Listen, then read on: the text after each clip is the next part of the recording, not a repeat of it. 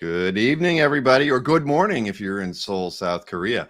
So, yeah, got a busy show. Lots of things going on here, as everybody knows. We've got the big 8th Comic Art Live show on Comic Art Fans this weekend. That's going to be huge, of course, as always. It's jam-packed. The panel schedule is finally all ironed out. We've got 15 panels going on both Saturday and Sunday. You'll be seeing me on probably about half of them. But it's always worth it because I get to talk with new people. Brian Stelfreeze is on the list, and as well as a few other people who weren't on there when we sent out our mailing a few days ago. But plenty of stuff to cover, so we're not going to delay getting anything going here. We got to dive right into things. Of course, Tom Layton and Joey are out there in Seoul, South Korea. They are freezing their rear ends off because, it's like winter in Seoul, South Korea. It was winter down here in Florida, but not quite like what they've got over there. So we've got a little video clip from them where they've got the drink and draw going on and a few other things. They a brief interview with a creator from Seoul, South Korea as well. So let me go ahead and play that video, get these gentlemen on here, and we can get to talking.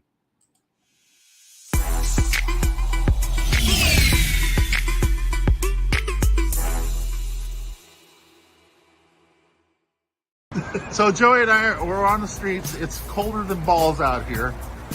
So winter has finally arrived, huh? Well, I can't see my breath yet. No, not quite. It's not quite that cold yet. But anyway, we're walking home, so it's officially winter. Even though actually winter doesn't start till like what? I don't know what the first day of winter is. Pretty soon. Yeah.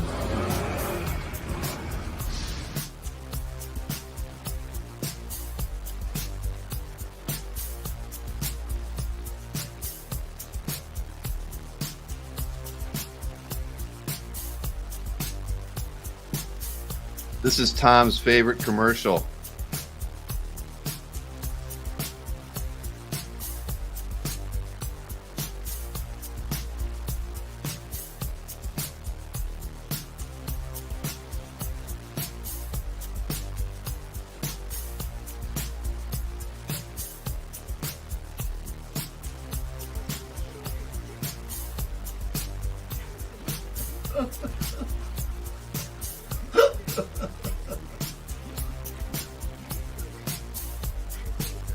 Yummy. Okay, it's drink and draw once again, and tell them about tonight's theme.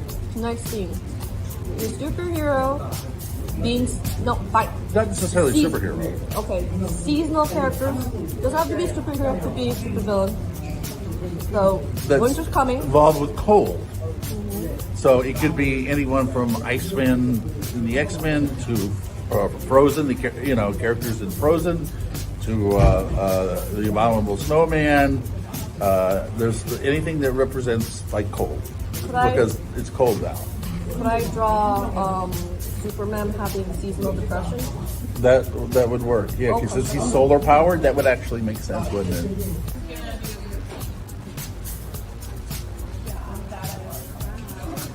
That's awesome.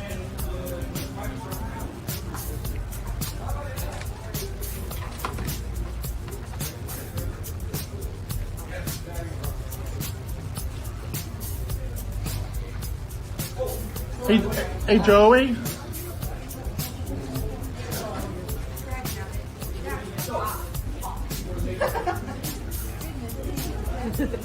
Jesus fucking Christ. Oh, blimey. Thanks, I'm recording. That's really wonderful.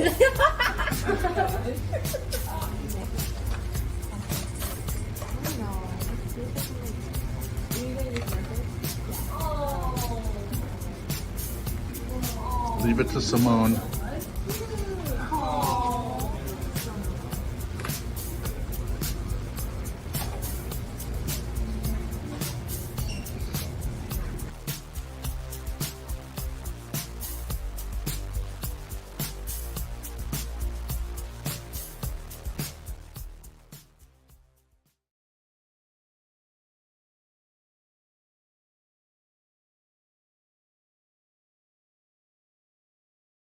All right, we're here with our special guest for Drink and Draw this week was illustrator Yoon Sung-an and Vanessa Pangoa. 만나서 반갑습니다. Yeah, so we first had Mr. Yoon here for when he did the cover for Tiger Division, #1. He did a variant cover for that. Yeah, that's cool. It's a good look. Oh, that's totally cool. Yeah, pretty cool. It's our Korea Super Team. And he's also done, since then, he's done Red Goblin. Beautiful. And then he's done, and then also I've got here, he did some of the Liquid Kill covers for Massive. Oh, okay. For the Whatnot publisher. So, how do you like working for American publishers as opposed to Korea? 프로그램을 그런 게 좀 시원시원해서 작업하는 게 되게 좋다 그래요. 저랑은 잘 맞는 것 같아요. So, what do you say? He says American comic book companies are more cool, so they don't ask more anymore. So we prefer to work with American comic companies than Korea. Okay. So what was he doing before he worked for the? 저는 원래 그 게임 컨셉 아티스트, 게임 그 디아블로, 뭐 한국 MMORPG 그런 거 위주로 봤어요. So he was a concept artist for Vanguard, Diablo. So what's something you would like to do next in the future?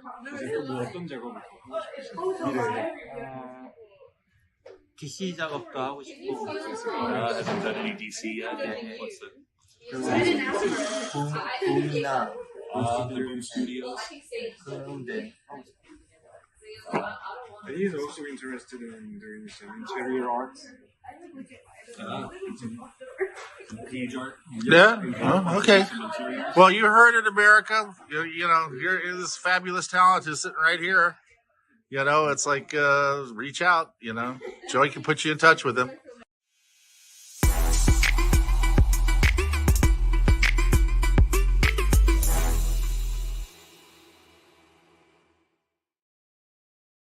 Hey, speaking of Joey. Okay, I got a bone to pick with you, Bill. It's Yes, like but- in NASA, you did not give us any heads up about daylight savings time. So we were up an hour earlier, logging into the show, and we're like, where the hell is Bill? What's going on? You know, and the rest of the world does not pay attention to daylight savings time. So I lost an extra hour of sleep there that I could have had because I have to set my alarm to get up for the show. So Well, I blame Kazra. He's the CEO. He should have known better. Yeah, I blame him too. You know, I don't know what he's bitching about. He got to hang out with me for another hour. there you go. Yeah, That's right. So tell me about that commercial, Bob. I mean, so it makes you laugh every time you see it, huh? Well, no, come on. The guy is eating like the worst pork, boiled pork and milk kind of shit, and they're having orgasms. They're like, oh! He left out the little round guy who's sucking on a bone like it was like no tomorrow. I love the one guy who looked like he was sawing with his teeth. He's like going like this. They do this melodramatic orgasms, and they're like, oh, pork, you know. It's like, and it's just, I mean, it's like pig's feet, and like there's pig's knuckles, and God knows what else. And They said there were pig's ears in there. My shop. It's really good. But apparently, you can boil this crap at home and then have an orgasm. And I would say every time, and the commercial's 15 minutes long, Bill. Well, and it they're shows all trying this to, indoctrinate the young children of South Korea into thinking this is the best. If adults love it this much, the kids are going to love it just as well. Well, you guys, I haven't. Well, there weren't any kids in the ad. Yeah, no, you don't see old people eating that shit, right? You know, you don't really see any kids going, boy, ox butt. You know, it's like yum do. Besides, they don't want to show young kids having orgasms. You know, it's like obviously old people are losing their minds, sucking on oxtails, right? You know, boiled within an inch of its life. But every time that commercial's on, it's 15 minutes long, by the way, the commercial. Over here, when they run like something like that, it's 15-minute break. It takes up the entire 15 minutes. They usually put those ads on during the day when it's all just old retired people at home watching TV. Beef monster stew. Kiss my ass, man. You know. I don't know what to say. Working, it's like you're watching, the QVC channel or something like that. You can buy 1, 2, 3, 4. You can get as many bags of that stuff as you want. Yeah. There's 300 channels here in Seoul.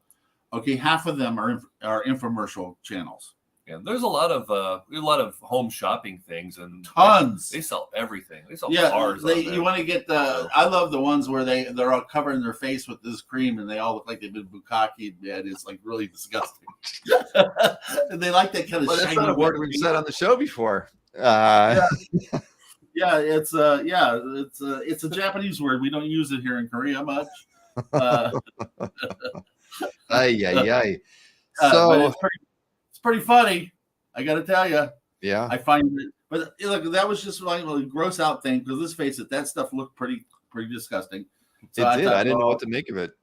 Yeah, just like a lot of raw meat going. Oh, raw meat, you know. So it's cold there now, and that's why we have the theme really of cold characters whose powers or their environments originate from cold. Because, like I said, it dropped like a curtain the other day. It was 74 out. We were in t-shirts and stuff. The next day, it's 2 degrees above freezing. So it's just like wham! It just came in just like a curtain dropping. So thank goodness Unso took me shopping last weekend, because I got my down coat. I'm ready. I got my stuff. You just don't have your printer set up yet. You got everything else. Let's talk about OAX, man. Yeah, let's talk about OAX, because I finally worked out what I had wrong last week with regards to your pre-con stuff. That you do have an 11x17 option. You also have the 9x12 option as well. But I brought the slides here for the 9x or the 11x17s, the ones that we didn't show last week. Wow. So you have an 11x17 single character option. I have to pay for that every time he goes, wow. It's oxtail soup. Yeah. Good. Let's have an orgasm. Orgasm. Yes, I'm gonna find a way to like lift those Koreans out of the show and just have them in awe of your artwork every time we show it. Yes, we should have a meme for that. Where that guy's having a pork orgasm every time you put something really cool on the screen. Well, someone does a commission that includes oxtail soup. So Jason's asking, yes, there is an 11x17. That's why I'm showing it, Jason. There's actually technically there's 4. So there's the 11x17 black and white single figure at 500. There is a 11x17 single figure color option at 700. So, yes, exactly. Doom hasn't had his pork yet. And then there's the other. By the way, that one has not been claimed. This one's still available, but so then there's a 11x17 2-figure option. I didn't make slides for. If you just want it 2 figures in black and white, it's $600, and 2 figures colored, it's $800. Come on, that's right. I can show that. You're directing again, Bob. I just did this for one of your goers. Okay, here. One of the OAXers has commissioned this one already. So there you go. This here you got a 2-figure. Look at this thing. That is awesome. Look, and it's Danny's happy. There it is. So so there you have it. So there is the damaged Iron Man for one of your clients as well. That one, that's 11x17 as well. And the ROM blank cover that I had in my shop, it sold this week. Yeah, remember the ROM I did a few weeks ago? Somebody here in Korea bought it. Yeah, which is surprising to me too, because ROM was not a thing in Korea. Nobody here is familiar with ROM, but he just saw it. He's like, "That looks so good." And, so he gave me a bunch of new ROM covers, blanks. So I'm gonna try to do some more ROM blank covers to bring to OAX as well. But these are all commissions that were. The Black Widow was a 9x12 that I did this week as well. And I know there was another one here too. Oh, that's right, the Spider-Man. Spider-Man. That's 11x17. That's available as well. And so I So everybody knows, I updated the form over on the OAX website to include the 11x17 options as well. So for those of you who, that's when I just got confused because I thought he was asking me what the price is going to be when I'm at the show, and I said, well, I really can't work that size at the show because it takes too long. right. The bigger it is, the more time it consumes. Mhm. So it's not like I want to do that. Drawing. I'd rather do the pre-commissions anyway because I'm here in Korea and I have the equipment and the time now. So I don't like drawing at shows. I like schmoozing. I hear you. That's what most people like to do is a lot of schmoozing. But again, and I'll reiterate, this is the only con that I'm going to do all this year. yes, Right here, OAX is the only show I'm doing in America because we need to remind people of that. Bill, as you might have heard, I the SAG strike will end tomorrow, and I don't know what they settled on or whatever, but I do know that once they can start casting, my time here in Korea will come to an end, and we'll be broadcasting. Yeah, we'll be broadcasting from Sweden once we start production on the Helix. So, I will be in the Arctic Circle. You talk about cold here. Wait till I get to Stockholm, man. Oh my God. You better have your thermal underwear ready. Yeah, well, a lot of things. Actually, his wife bought me a ton of those chemical hot packs. I don't know how to get them to Stockholm, but they really work. The only trouble is you can't turn them off. Once you activate them, those things stay hot forever, man. It's but you can jam them in your pockets and all that kind of stuff. But yeah, so put them in your boots. I don't know how long it's going to take Marcus to cast the film. I mean, since there's only 5 actors in the film, it shouldn't be too long. But so yeah, my time in Korea, we'll probably start pre-production. I would imagine sometime March, April, or whatever. So it's the only show I'm going to be doing this year is OAX. So those people that haven't signed up yet, they should definitely get on board. I agree. Yeah, absolutely. This is it. We should make a PR piece just for that, Bob, so we can push it out. Orgasm. Porkism. I will do that. Don't. I want that. I'm writing it down right now. Porkism. It's going to happen. I'm going to make a graphic for you, and you can share that on all your socials. Well, now that Joey's back, because Cleo's going to take a little vacation because she had to run the shop for a month while he was gone. So it's just going to be me and him. So we're going to go find some geeky places to eat at maybe next week. And you got some stuff. You got a thing coming up with the troops here this week? Yeah. Well, this is Comics for Troops weekend. So there's a lot of stores in the States and places like that they're near military bases that might be participating in that. So we'll have people from the military installations if they come and show an ID. I've got packs of comics for them. So always trying to do our part for the troops here. We're also doing it for Korean military too, if they're able to make it out. That's great, Bob. Are you going to be there as well? Are you going to be doing some more? No. Actually, this is a non-Bob event. I'm sure he'll call me in at some point. Somebody will want to meet me, but I'm going to stay on work. But next week, tell them about next week's drink and draw because this is really important. Next week's drink and draw that we're being filmed for the Korea Herald. They're doing a piece on the shop and the different communities that meet there. Actually, the rest of this month, the following one, we're having Thanksgiving dinner at the shops, and we'll still have drink and draw for expats. Yeah, so there are a lot of people that can't have a Thanksgiving dinner because they live away from home, and so we do a Thanksgiving buffet. The week after that, we're having one of the artists from it's Minkyu Jung that draws City Boy for DC, and he draws Star Wars Dr. Aphra for Marvel. He's also done like Miss Marvel and some of those ones, and he's one of the few Korean artists that does pages. He's gonna come for a drink and draw, and we're gonna do a Star Wars theme. So the whole Korea Star Wars community is gonna be excited about his friend Jedi Master Sheehan, Mr. Noodle guy. He's a big Star Wars club member, and he's going to rally the entire Star Wars people here for our event that we're going to do. your favorite character who's not a Star Wars character as a Star Wars character. So that'll be a fun night too. That's going to be interesting. Yeah. So after that though, so do you have you got your flights down yet? Yeah, or have you? No, I haven't. I'm still trying to find the best deal I can because you know, you guys are on a budget, and I was like, I'm springing for half of it. So it's like, also I was waiting for a go time for from CGC because that's right. Yeah. I'm trying to set up. They want to set up a signing, but they haven't given me an actual date, so I don't want to book my flight home, back to Korea. After the CGC, before the CGC date. So I'm still waiting for them to get back to me, but I should have it all taken care of this weekend. Okay, cool. Mikhail suggests an Iron Mandalorian for you. Yeah, Well, yeah, I'm sure there'll be one.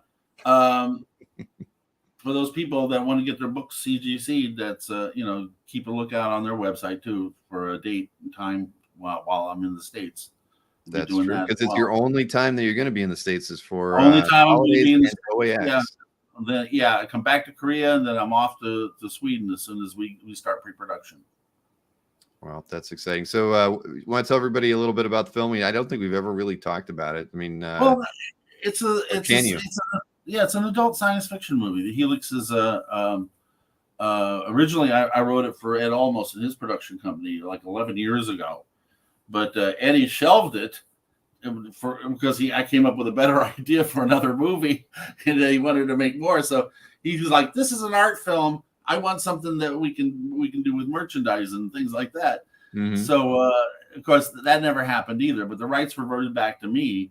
So it's basically Stephen Hawking's premise about he wrote a thesis about our first encounter with alien intelligence would be the worst thing that ever happened to us as a society.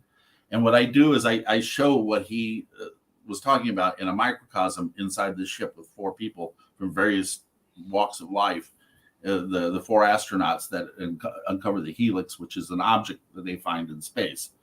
It's a DNA strand, metal like sculpture that's 2 football fields long. And it's just sitting there. And it's like, obviously, it's not human DNA and it's not made by us. But what happens, it just sits there like the shark in Jaws. You never really see it. It just sits there. And what happens inside the ship is a psychological and sociological breakdown of society on a small scale. That would happen on Earth in a large scale.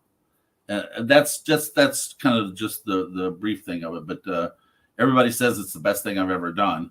So, but who's everybody, right? That'll be for you to determine when you go to theaters and see it. Well, yeah. Well, but it's got to be at least a year and a half or so out. So, it'll be in post for a while because there's a lot of special effects and stuff like that. Meanwhile, I am in discussions with some people. There was serious about doing Free Mind as a streaming television series. Free Mind with a Future Comics character that we did back in the early 2000s.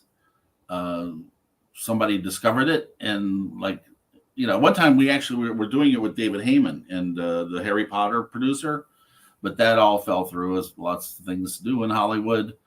So we're in discussions now with doing Free Mind as a possible television series. So I'll let you know more about that when it develops. Cool. That sounds great. Jason wants to be invited to the premiere. You'll have to pull a lot of favors, Jason, when you're at OAX and pick up a few commissions, because we couldn't even. Jason's moderating a panel this weekend, and he didn't buy anything on the show the other day, so I wouldn't tell anybody who he was actually interviewing. So you got to step up to the plate, Jason, and do some work when you're at OAX and buy some art. Listen, the great thing is when I get to Stockholm and we start I'm going to be able to give you guys some insight to the making of the movie and interviews with the stars, all that kind of stuff as part of the entire CAF experience. Wow, that's going to be cool. So, Sorry, just reading the chat. So, all right. Well, listen, right here while we're in the back. By the way, we can't get the chat when we're talking to you, so I have no idea what you're saying. That's fine. But so I'll make sure that I get the pork-gasm graphic for you by tomorrow. Yeah, I'm sure that Costa can whip something up really quick. Oh, I'm quite certain of that.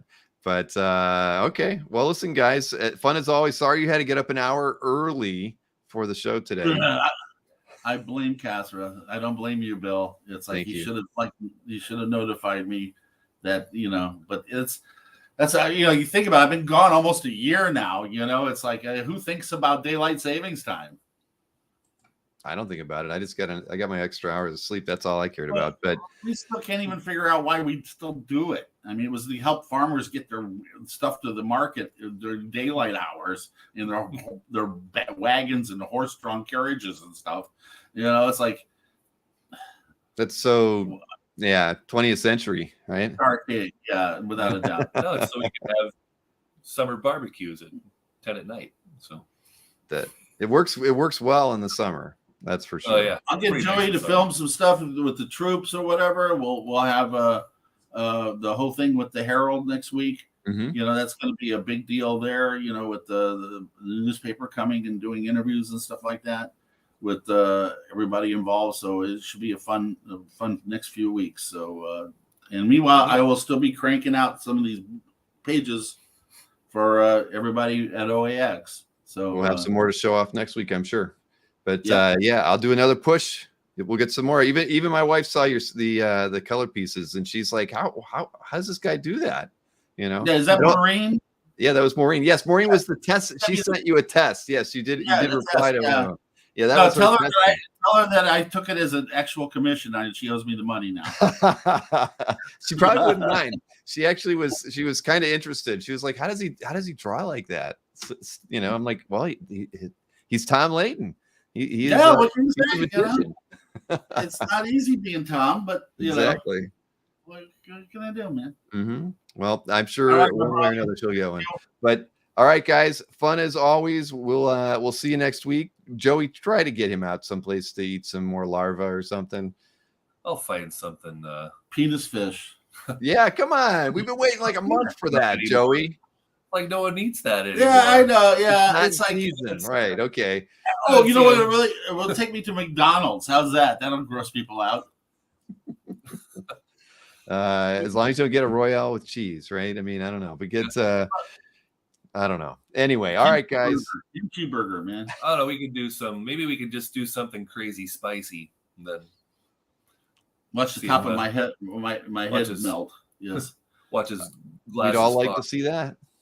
So. Yeah. Yeah. So listen, I apologize. Before I go, I apologize for Simone's mouth. She was off her medications last night. I know in the video, all you can hear is Simone, right? In the interview, right? Yeah, she was loud. From her lungs, yes. That's what happens when you off your meds and you have a couple of those drinks in you. Boom. Yeah, we've got alcohol in some of our milkshakes. Yes, so, they look harmless, but they're not. Results it really is a drink and draw. Yeah, no, that's the whole point, right? I know, I get it. Look, I am very proud of it because it's become a really successful night for Joey's shop, and it's like everybody has a great time. We get newbies in every week. Yeah, so meet new and a few pros. Yeah, so and some of them are showing real signs of improvement. So I'm very, very pleased that the mentoring and the camaraderie has taken hold there. So it's become quite a fun night. Yeah, we had one new artist in yesterday that has published one comic about economics. So there you go. Try to do that in America. Yeah, that's not going to fly over here. I don't know. Michael Lovitz. Unless you can put 10 variant covers on it that have nothing to do with what's inside the book. How I met Michael Lovitz he did a comic book about copyright and trademarks that I thought was so brilliant that I called him up and said, I wanted you to be my lawyer. So if you can make copyright and trademarks entertaining, then you can do it with anything if you got the right mindset. Yes, you can. So don't listen to Bill. Go ahead and do that tax exemption comic book. It's like the world's waiting for it. Yes, exactly. If you can dream it, you can do it. Yes, All right, guys, exactly. I got to move along. I've got a long night ahead of me, but enjoy the rest of your day. Brian going to be on? Is who? This weekend, you talking to Brian Steelfreeze, right? Steelfreeze, yeah, on 2 p.m. Eastern on Saturday. I've got him on. I will definitely say hi for me, okay? I haven't seen him in a long time. Great guy. You might be seeing him sooner than you think, but well, we're not. I can't say anything about that yet. Oh, I know, but I brought that up for a reason. Yes. All right, guys. Have a wonderful rest of your day. Maybe take a nap in the afternoon to catch up on. See you next week at 11 our time. See you guys. Bye. All right. Yes. Well, hopefully, we'll get some, get some good video from Joey over the weekend. But they got to get him out to eating some more. I don't know what. I'd like to see him try to eat some of that pig snout. Wouldn't you? All right. Well, next guest up is an exhibitor at OAX as well, and so, but not an artist guest. This is somebody who's coming in that I think all of you know. We haven't had him on the show in a very, very, very long time. The first time he was on the show was with Dino Mauricio. Gosh, it must have been at least 2 years ago. So, but I'll confirm that once I bring West on. Hey, West, how are you? Good. How are you doing? I am pretty good. It's been a long time, man. Yeah, just call me Tom Steffen. Tom Steffen. Welcome to the show, Tom. Well, it works for Bob, so maybe it'll work for me too. Well, we would have, next week we can ask Bob and Joey what West translates over there, in Korean, and we'll just change your name to whatever that is. So yeah, but well, welcome to the show. So you're obviously everybody. I think everybody knows that you've got something to do with CBCS, and we've actually had some people asking us about grading services at OAX, and just questioning whether or not we were going to have anybody there. And we said, absolutely, we'll be making some announcements in the near future because, art collectors like to get things signed. Sometimes they like to get their sketch covers graded and slabbed as well. So we felt this is a good opportunity to bring you on and talk about what CBCS can provide to OAX. And I know you've got some other things that you wanted to bring up and show off as well tonight. Yeah, so that you're going to have at least 50 artists there. And so we've been reaching out to them to see which ones are willing to work with us and get the comics signed. And so we have a list of guys we've already reached out to who said that they would love to sign any comic books that we bring to them. Mm-hmm. So we're going to have, all the people that want to get comics signed by these artists are going to send them to our rep, who's going to get them all signed at the show. Mm-hmm. And so far we have Adam Hughes has agreed to do a signing with us. He's also agreed to do 20 head sketches for us as well. Oh, and great. I guess the price is going to be determined on that. I'm not sure what the pricing is on that, but I'm sure it'll be, a good price as well. So we also have Bob McLeod, John Beatty, Kevin Nolan, Mike and Laura Allred, and Dan Brereton. They've all agreed to do a signing with us at the show. Mm-hmm. So anyone who has any books that you want them to sign, send them to us, and actually have the address for that. And I can give that now if you want. Yeah, then you should email it to me as well. I can push that out in the next OAX mailing I'm doing too. But what is it? Yeah, okay. So just send it to CBCS, and the address is 1078 Wyoming Avenue, Suite 145, Wyoming, Pennsylvania, 18644. And he's going to gather up all the books, and then either the day before the show or during the show, we're going to take all the books and get them all signed. And I know that we're going to add more people to this list. It's still a work in progress. So I imagine, this list may double between now and then, maybe even triple. Again, we just kind of started doing this about a week ago, and we've already got, all those people ready to go. Mm-hmm. Yeah, obviously we're getting ribbed in the chat about comics. Well, the thing is, everybody, is, a lot of times some of these creators don't get out too often, and Allred is a guy that doesn't get out to shows very frequently, and so we just felt like people are going to be bringing stuff to get signed one way or another, and we might as well offer it up. And the thing is, it's good for the artists too. It gives them an opportunity to. It's just kind of like the pre-con sketches that we've been doing.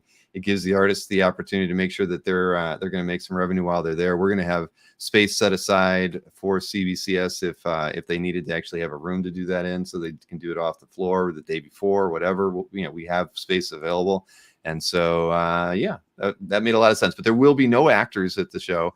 There will definitely be no I can't say there will be no cosplayers. There's not going to be a big sign out front that says cosplayers not welcome. But Bill, you're not going to cosplay as Thor or Captain America? I do that often enough, I think, Wes. I don't think I need to do it when I'm at the show. But we may bring some props for everybody to appreciate. I figured, there might be a few things people might like to pose with themselves while they're there.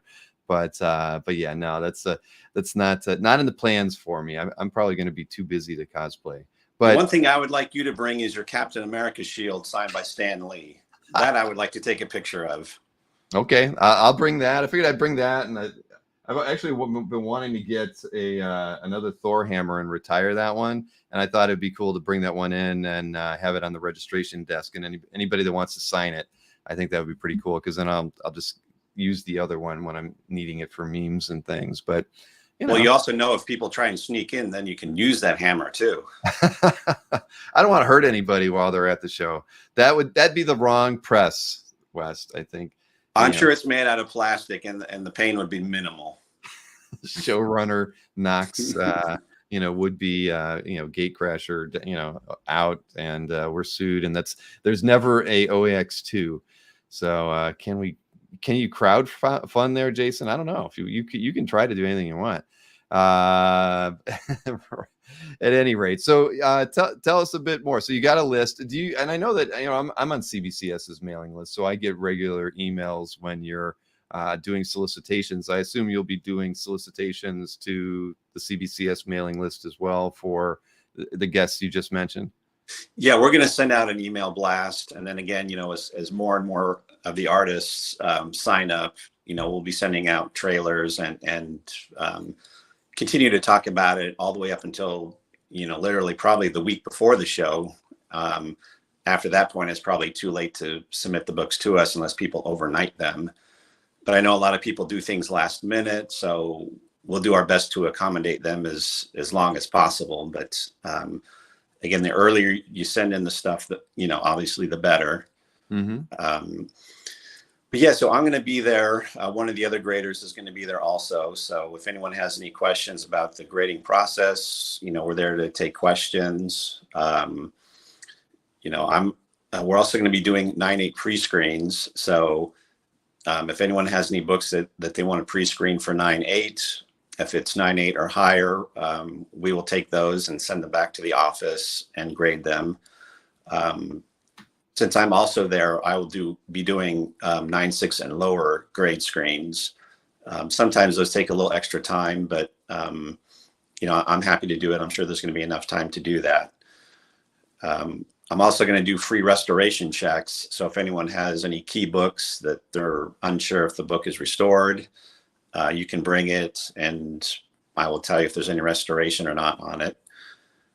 So there's a lot of things that we're offering that I know they're more comic focused versus original art focused, but I know that there's a huge mashup between comic collectors and art collectors. So, it's something that doesn't happen very often. So we definitely wanted to make those services available to anyone who might want to use those. Exactly.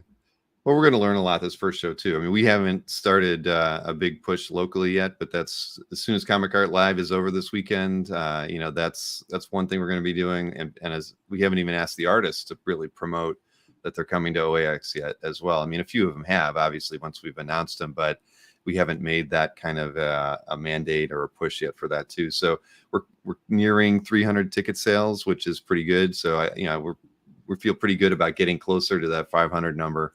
Be nice if it'd be nice to hit it. That would be that's our goal. But figuring that most of the tickets we've sold already are people who are traveling, because they needed to get their hotel set up and their flights and everything, and that's why they're advance buying tickets. We feel like there's a little bit of a local effect that's going to come in, and and if they're local, they're more likely to bring some stuff to get signed too, because they don't have to travel with it. Sure. And also, we're going to be doing VSP books as well. So if you have something that's already signed, you can bring that, and we will get those verified by the people that verify signatures for us. So that's another opportunity to do that as well, because there's definitely a lot of books out there that are signed by Stan Lee or Kirby or Joe Sinnott or Alex Schomburg or whoever that, no one saw them sign it. So the VSP program allows us to verify those signatures. And it's an extremely popular program. Well, there was a question just now from Jason who's asking a serious question this time. Says he has a ton of multi-signed books I would like to get graded and certified. With books with multi-signatures, can the cost be negotiated when you have something like that? Yeah, if you go to our website, cbcscomics.com, you'll see all the pricing for the VSPs. And don't quote me on this because I'm not 100% sure, but I believe the first signature is $25, and then each additional signature on a book, I think it's $15. But go on our website and find that out, because I don't remember the exact pricing. But you do get a discount if there's 2 or more signatures on one book. So we actually had one book that had like 80 signatures on it. It was insane. And you couldn't even tell it was a comic book. There were so many signatures and little art sketches on it. It was really cool, but it was like, it was a really interesting book for sure. And they were able to verify all 80 signatures on it? Yeah. How much is my signature, James? My signature is free, at least during the OAX weekend. Yeah, exactly. Okay, Kazra said, feel free to charge Jason a little extra. Yes, he's earned it. Yes, and there we have Marcus. I'm gonna find a way to like blacklist words around here, so we can have some things get starred out. There's got to be a way to do that in the chat. But so what else is going on? I thought was there a few other things that you had going on that was new with CBCS related to just the business at general? Yeah, actually, just about 2 weeks ago, we came out with a new label, and some of you have seen it, some of you have not. So I just kind of wanted to show what some of those examples look like. Again, it's only been about 2 weeks now, but here is a signed 9.8, and so that's our signature label. So any book that's signed, whether it's ASP or VSP, meaning witnessed or verified, gets the yellow label.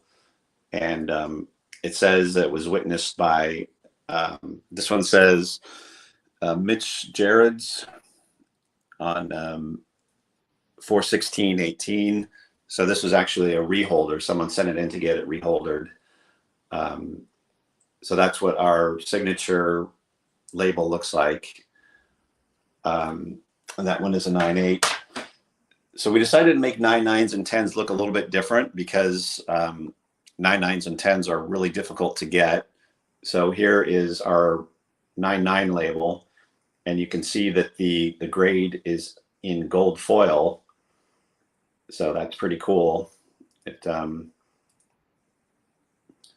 it does show off pretty well, doesn't it? Yeah, it really looks special.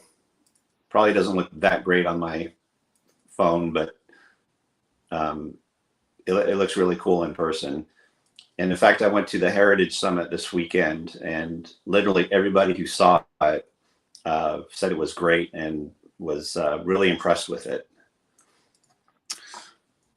And so here's our 10.0 label.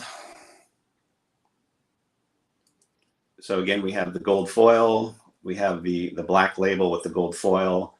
And again, getting a 10 is like, it's like winning the lottery. It's like really impossible, but possible, but again, extremely difficult to get a perfect 10. So, we wanted to make it look nice.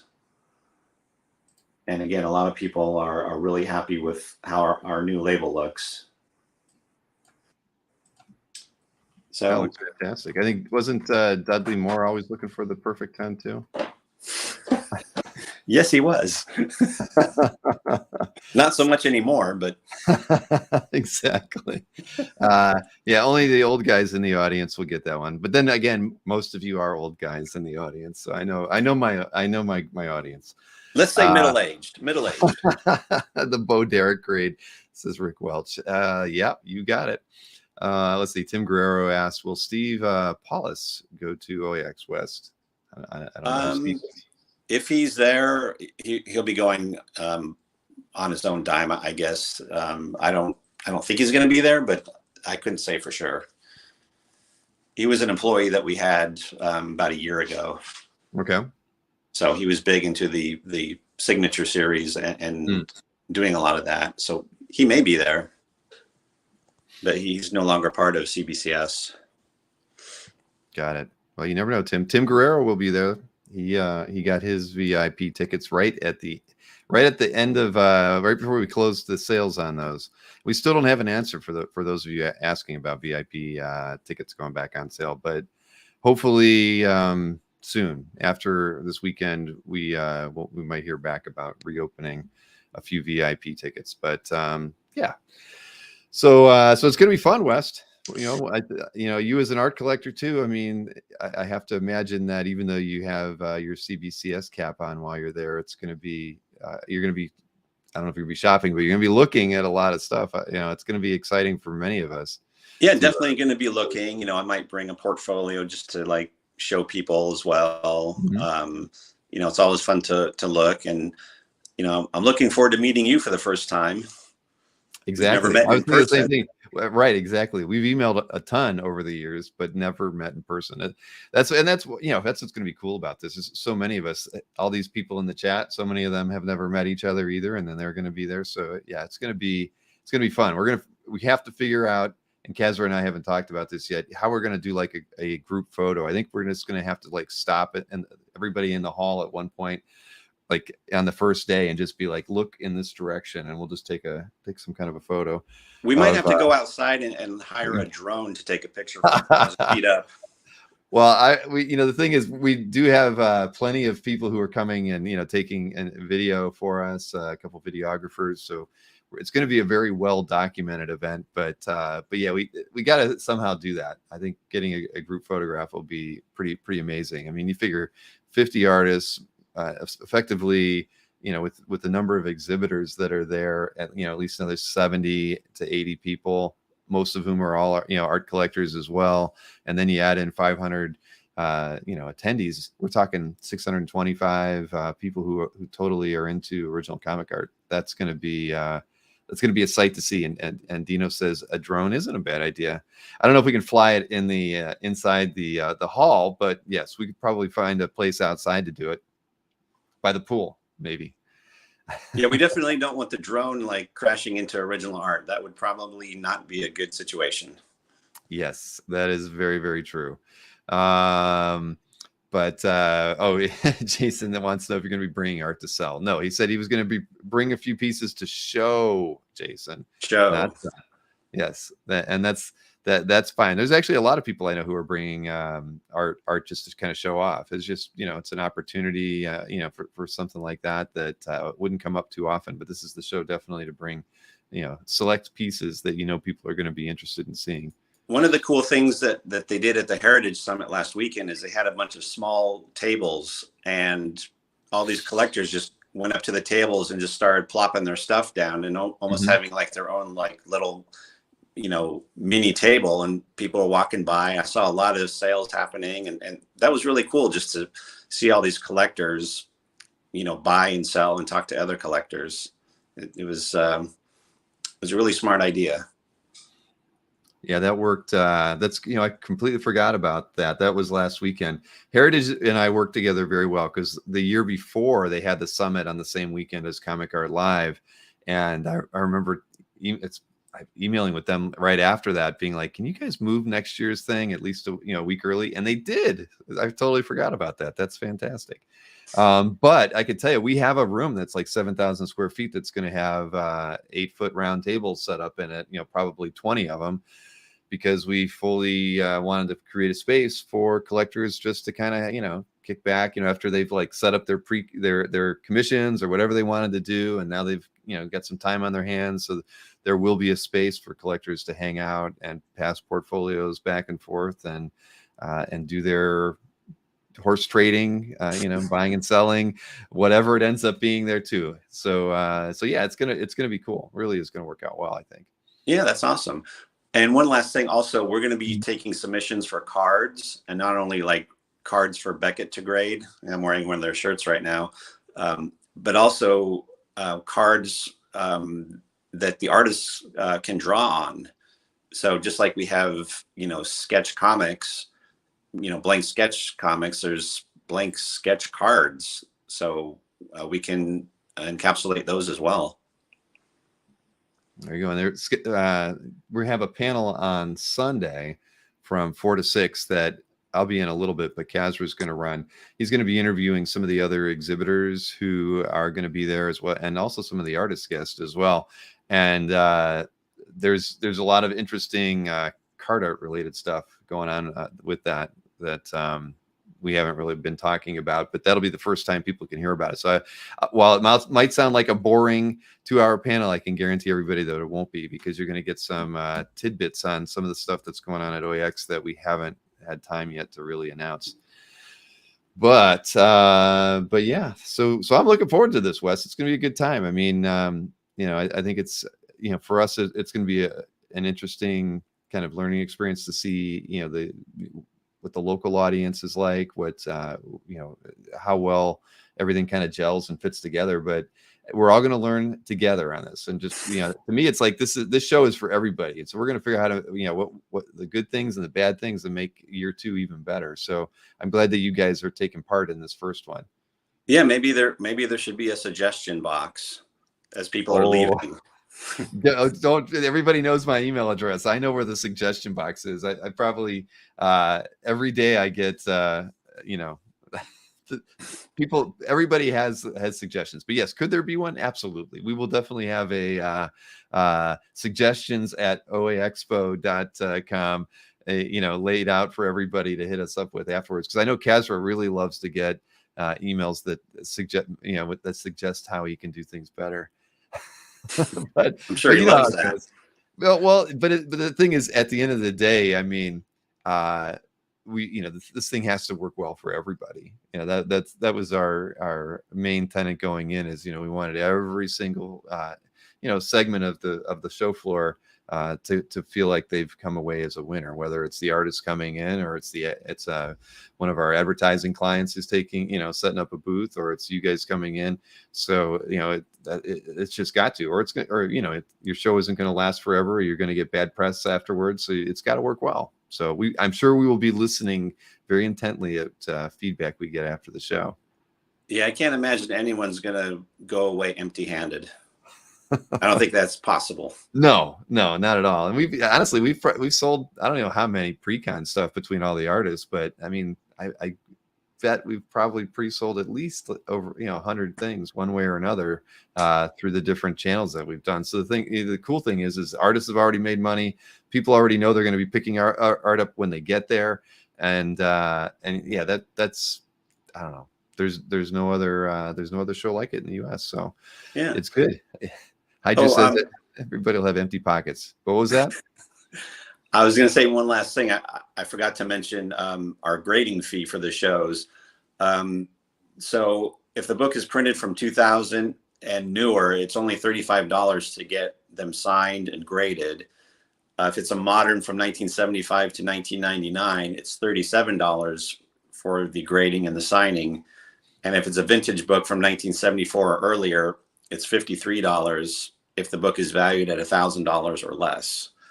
If you're going to bring in something like an Action 1 or some really expensive book, the grading fee is capped at $200. So if you have an amazing fantasy worth $100,000, we charge $200 to grade it. So we're really competitive on our pricing with, at this show with the artists, or if you have something that you just want to bring in and submit it. Well, there you go. Well, yeah, get me all that information and definitely send me the mailing address by email too, so I can plug that in the OAX mailing we've got going out next. I think it's going to be on Monday as our next PR email, because tomorrow I've got a lot of emails going out regarding Comic Art Live for this weekend. So I figured I'd give everybody a break from OAX until then. Kelly Goon wanted to know what your turnaround times are, though, before we call it a night. Turnaround times are between 2 and 4 weeks. It really just depends on what tier you send it in and if there's any problems with the order. If it's not a problem order, I would say we're averaging about 2.5 to 3 weeks. And then we have express tiers that we literally turn them around the next day. So super quick right now. Yeah, that's good to know. Thank you, Kelly, for asking that. All right, West, anything else that we should cover before we end our segment? No, that's it. Now, I do have to say, you don't have a man cave like Dino. You're not in a room where there's art all around you and on the ceiling. Well, I hate to admit it, but I'm actually in the bathroom because I was afraid the kids were going to start banging on the door and try and come in. So I figured this is as far away as I can get, and the TV's on, and hopefully they're entertained and aren't banging on the door asking for Cheerios, because that does happen. Right. Oh, yeah. Well, my kids are all grown up now, but I do remember those days. But that's I see. I would have figured the bathroom would be the last place you want to go, because that's the place where the kids need to go too.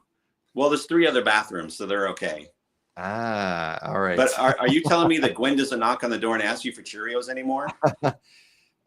Not anymore. She goes into the kitchen and helps herself now, so I don't have to worry about that. She does ask me to go to the grocery store to buy them for her when she's run out. But I can't complain. She brings, whenever she goes to Starbucks, she always brings me, whatever I want. She texts me, hey, do you need a cappuccino, Dad? What would you like? And so it's good. It's a good relationship now that she's 21 and and acting a bit like an adult. She asked for a beer now, says Alberto. No, I tell you, she's going to be a cider and a mimosa drinker probably. I don't think I let her try a beer when we were at Disney on Friday, and she didn't really like it. So I have a feeling that's not going to be her drink of choice, which is fine. It takes a while to get used to beer. Yeah. Well, Gwen's going to be on in a little bit, so you'll be able to. The audience can ask her any questions about her night out at Disney. But anyway, we got some art for her to open up. But all right, Wes. Well, listen, fun as always. Looking forward to getting to meet you in person finally. And if you bring some cool art too, don't forget to let me take a look at it, because I might be busy, but I'd love to see. I know you got one of the better calf galleries out there, and you have for a long time. So anything you bring is going to be worth taking a look at. Well, I appreciate you having me on, and I'm looking forward to seeing you in a few months. Fantastic. All right, Wes, we'll see you again soon. Cool. Bye, everybody. All right. So yeah, CBCS will be there. That's going to be fun. I think Brian Tidwell, those of you who maybe remember Brian, he art collector. I don't know how long he's been with CBCS, but he'll be there. And I know Brian from when he used to help Mark Hay out at Splash Page at San Diego and a few other shows for a while. So I see Kaz was answering questions in the chat for people. That's good. And you're right, Ashton does grill. So let's see what else. I know I saw some questions and other emails come in there. Aren't the MegaCon promoters going to be angry? Marcus wants to know. You can never make everybody happy, Marcus. So that's not my or Kazra's concern any longer. Michael Patrick was telling everybody less than half people had hit the like button at some point. So get working on that if you haven't already.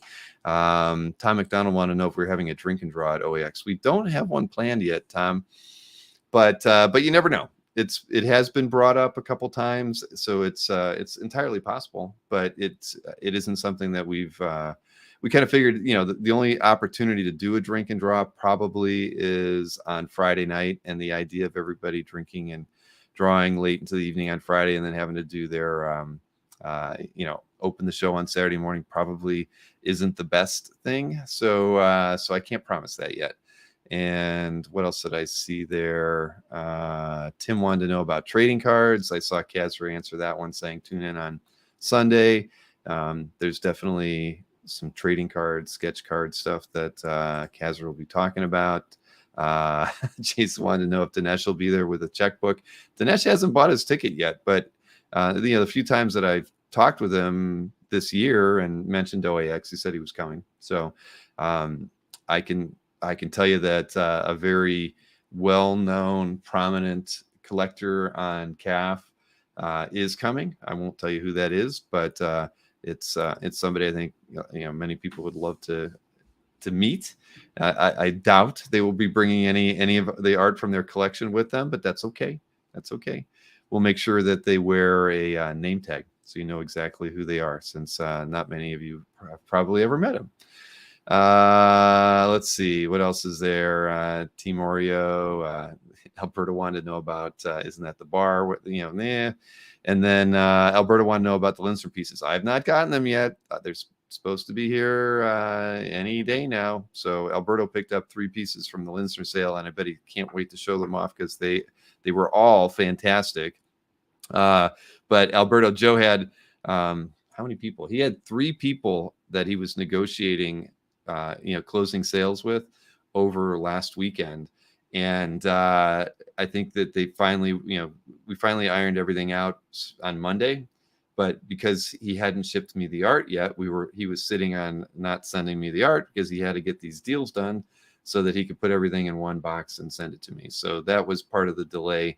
I think Joe has always sent his art to me after the sales, which is fine. I think he likes to only send what sells, but I'm going to push him for the next time we do one of these that I have the art in hand ahead of time, because he's the only artist that doesn't get me the art on time in advance of the art sale. So it's just Joe's a busy guy, but and it's nope. Everybody's guessing Mandel. No, it's not Mandel. It's but somebody is he on par? Yeah, he's around there. But is it Marcus? West wants to know. I have no idea if Marcus is coming. So I got stuff to open and everything too, but we'll do that in a little bit. I was going to have a couple artists on, but I know their rep was not feeling well, and I never heard back from them, and I haven't gotten any texts from them even now. So I've tried emailing them numerous times today, and I think that they are still under the weather.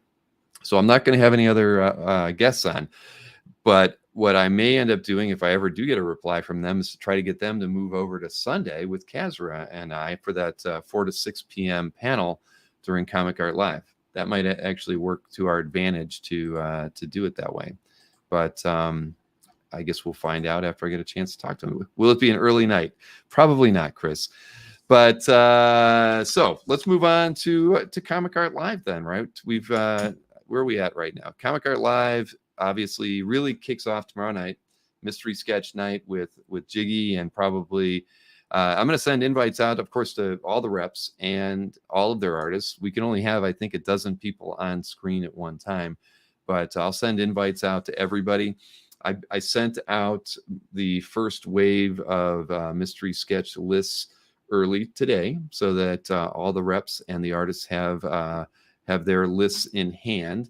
We, what I ended up thinking about with regards to mystery sketches is we're going to run the sale on the mystery sketches probably till about like noon on Saturday, around the time the show opens to the general public, only because I was reminded that last year, and probably every show that we've done before that on Friday night, we always get people seeing the drawings being done and then asking if they can buy them. And of course, with every other sale we've done, we always close the window to buy a mystery sketch before we do the night of sketching. So we're going to leave it open until probably the noon hour on Saturday. Everybody has a pre-list to work with, and I'll just kind of divvy up whatever we get from this point on until we close things on Saturday. Boy, man, lots of questions here. But Mr. Redjack had 3. Maureen hasn't even bought hers yet, and Alberto got 8. I know several people in the chat got more than one. So that we appreciate that. Honestly, that's I mean, come on. We've talked about this before with mystery sketches. The fact that head sketches and 9x12s are going for $500, $600, $700 anymore. The idea that we can offer these at $200 and get the quality that we get from the artists that participate in this makes these a deal.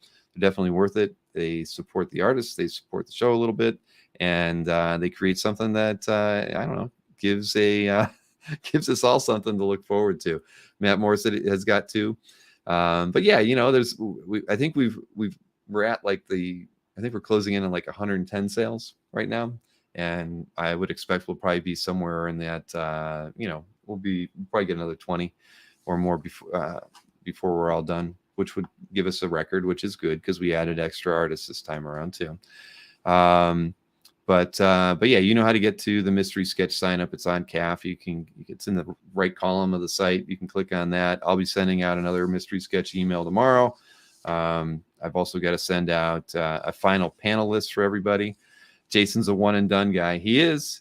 I think you're always the same character too, aren't you, Jason? Maybe I'm wrong, but you do tend to get similar stuff. But one and done's fine. I only get one every time, but Maureen's the one who buys 4 or 5. So as I mentioned, we did finalize the panels, and I want to kind of go over that with everybody because some of our panels do involve art sales over the weekend. So let me go ahead and find my panel list here and queue up that screen so we can all enjoy looking at it together. Get over here. Yep. Panels. Okay, there we go. So where are we at right now anyway? So this is the page you guys can't get to yet. We have only 224 exhibitors right now, which, is a little surprising. But usually we end up with around 300. So I don't think we're going to hit 300 this time. I think we were a little over 300 last time. I don't know what that means. Does it mean that people are holding back because they don't want to sell things and when they think things aren't the economy isn't good? I don't know. But or will I be surprised because I've seen like 4 booth requests come in since the show started. But we'll see. Right now we're at 224 exhibitors and we're right around 3,200 artworks. Now that number is going to change a lot. I still fully expect we'll probably be in that 6,000 count by the time Sunday's art drop happens. This is because everybody waits until the last minute, and I can tell you that on Monday we were right around 1,000. So we've had over 2,000 artworks added since Monday, and tomorrow will be a busy day. People will be uploading art all day, and I'll be getting emails all day wondering why certain things don't work or why they want them to work a different way. But so that's where we're at with that. Like 2,400 artworks dropping on Saturday, 800 more dropping on Sunday. I'm scrolling past the art so you can't see it. Panels for this weekend. I got my kickoff panel at 1:30. We've got Brian Stelfreeze on at 2 o'clock. I will be doing that interview with him. There's no art sale during that panel, but there are some announcements. And if you like Brian's artwork, you definitely want to tune in. That's all I can say. Then 3 o'clock, Bill Morrison and Ken from 4C are actually at a con in Mexico, but they are going to be streaming from the con for probably 45 minutes for that show. They'll actually be offering up some pieces from the show, and I think maybe 1 or 2 other people that are with Ken might be as well. So I can't promise you what the exact specifications of that panel will be, but there will be art for sale. So that I can guarantee you. Let's see. After that, I've got Koi Pham on. I've actually got a package here from Koi Pham that we will be opening up. Koi's got, he did 10 pieces specific for Comic Art Live, all color. They're beautiful. And we'll be offering those up during that panel at 4 o'clock. Then Mark Hayes going to be doing an interview with Ben Stenbeck at 5. John Suntress is handling a Matt Wagner, Kelly Jones talk on the Dracula graphic novel that they've got out there that I think it's past 200,000 at the Kickstarter level right now, so doing rather well. Then I'll have Simone DeMeo on at 7 p.m. Lots to announce there. There will be an art sale. I've seen it all. I think there's 8 to 10 pieces that are going to be offered. Everybody knows his artwork is highly sought after, and the pieces that I've seen are absolutely stunning. Those will be available during everything, but also there will be some special announcements that, again, if you're a fan of Simone, you're not going to want to miss out on them. And Koi is on fire at the moment, Mikhail. I completely agree with you. He's really producing some fantastic work, and we're going to get to open those pieces up and look at them at the same time. What does Alberto say? Can we wrap panels and art sales within 1 hour? What are the odds? That's a good question. We're going to find out. The good thing with the Simone panel is that it's at 7. I don't have a panel till 9, and if the Simone panel runs a little long, I'm okay with that. I got to do a Zoom call with him a few weeks back, and if you've never met him, just very cool guy. I think he's going to be a lot of fun on the panel with me, and I'm looking forward to it. I think many people are. Then Sunday, we can go back over to here. Anthony, he's always got something to sell. He's going to open the Sunday schedule at noon. Paulo Rivera in his usual time spot, 1 o'clock. He'll be handling that. We'll be auctioning off some pieces. I'm sure most of you who follow Paulo are familiar with his socials, so you've probably seen all of these before. But Paulo always has some 4x6 pieces that he's painted, some head sketches, and then he does a 9x12 piece. So I have the 4x6? Yeah, 4x6 pieces here. So you've probably seen a lot of these already. And it's a skull theme, everybody. I don't know if you knew that I can't buy skulls, but it is a skull theme for all 5 of his pieces. He's got this great Ghost Rider. And this one, I think this one had some, he typically does these in watercolor, but I know on this one, I think he either used gouache or some other paint on it because of some of the effects on it. But all the other ones are just watercolor and ink. He's got a Mystique with a skull. Then he also has this Punisher piece, skull again. And Alberto, look at this one, the Red Skull in Cap's mask. So you got that. And then, of course, who else would you get for the 5th one but Skeletor? So there you have it. Those 5 pieces will be auctioned off during Paulo's panel on Saturday. I don't know what the 9x12 pieces that he is going to be doing, but I know he'll be painting. He typically paints that one during the panel, and it's available, it's finished a couple days after the show. So that'll be auctioned off as well. Alberto wants to claim the cat from the Skeletor. Well, you can try. You definitely can try, but they will be at auction. But that's cool. And so I can tell you, we hadn't finalized anything with Paulo and his father Joe with regards to OAX, though we had talked about it at the last Comic Art Live. And so what I can tell you is that Paulo can't make it this year. His kids are still a little too young. But Joe Rivera, Paulo's father, will be there. We had hoped that they would maybe be able to do a few more pieces together with Paulo pencils and Joe's inks, but there's only going to be a couple pieces. But one of them will be in the auction on Saturday. So I can't really give you any more details on that. But Joe Rivera will be there. Mark Kay is going to be setting up, and I think one other artist from Mark's group of artists is going to be there, although that's not finalized yet. But at least Joe will be there. Many of you, I'm assuming probably everyone here but me, has never met Mr. Rivera before. You'll be happy that you did. He's a very nice guy. Then John Suntress is going to be handling a panel with Howard. Howard and Mark Wade are doing this Comic Book U, kind of like a boot camp for people who are getting started in comics. So, and who better to do that than Howard? I mean, he is the king of comic book education, having schooled many of our most popular and famous artists that came after him. So again, he's doing that with Mark Wade. Forget where they're doing it. One's in Arizona and then one's in California. But he'll be talking a bit about those. Now I should have put his image here. Jason D'Ambrosio will be doing a panel on his lonesome with Mr. Josh Cassara. And that's going to be one for the ages, everybody. I can't wait to see how Jason handles it. I think he's going to do really well. He told me he's going to put on his favorite bow tie and be very proper for this interview. I can't wait. We showed Josh, Jason's mugshot, and he said, "Oh, that guy. All right, he can interview me." But yeah, Should be exciting, says Jason. But it won't be the same if you don't wear that bow tie. So Tim's met Paula's father. That's good. I thought the Punisher was very good too, Steve. Honestly, I loved the way he drew the skull on his chest. So what else we got here? So that was the thing we couldn't say Jason was doing on Wednesday night, but now you all know. Then, as you can see, Kazro, he won't dress up like this. I don't know what superhero, what his superpowers are when he wears this this outfit, but it's like the Circle K, I guess. I don't know. But Kazra will be hosting the primary host of this panel from 4 to 6 on Sunday. We've got several artist guests and exhibitor guests that'll be lined up talking about what they're going to be doing at OAX. So that's going to be a lot of fun. And then I have a show with Mike Allred at 6 p.m. That's going to be an art sale as well. I've got Simon sent me, I think, about 10 pieces, all published, all very fairly priced stuff.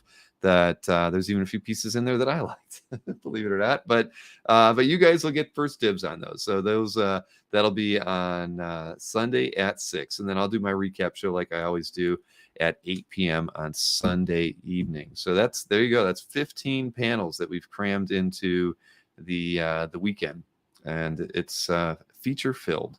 So let's see how many pieces of art I've gotten added since I've done this. Hopefully a couple, or that would be. Okay, let's see. Now, see 5 over there and a couple more over there. See, people are out. They're actively working at adding artwork to their booth. So 225 exhibitors. See, it's inching its way up. You watch when we get to the art drop on.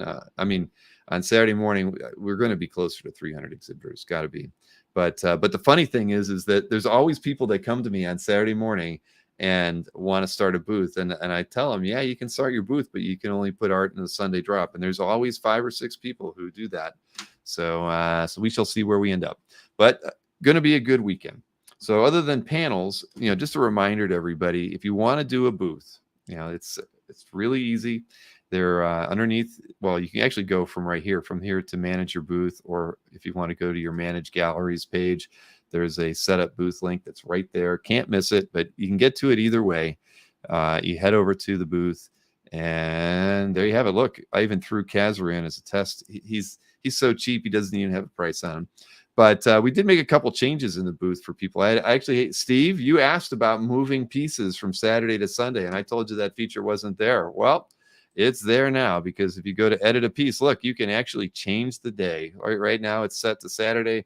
If you click that link, it's gonna be like, are you really sure that you want to move this thing to Sunday? And you're like, okay.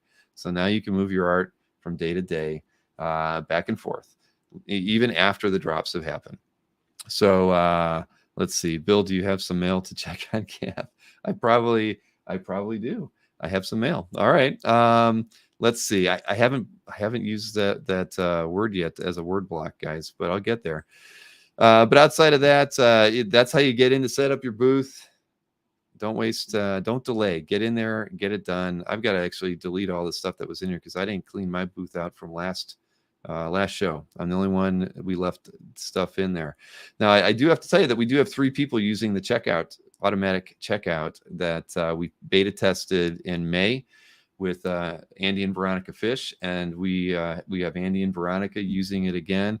We also have Jeff Isherwood who's using it, and Mike Vosberg.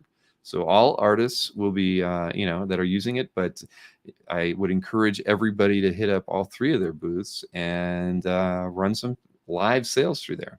So that's you can't put please inquire on anything. Everything has to be priced. And Steve saw our little update there. See, you just have to ask Steve. I can go to Maureen and crack the whip, and she gets it done for us.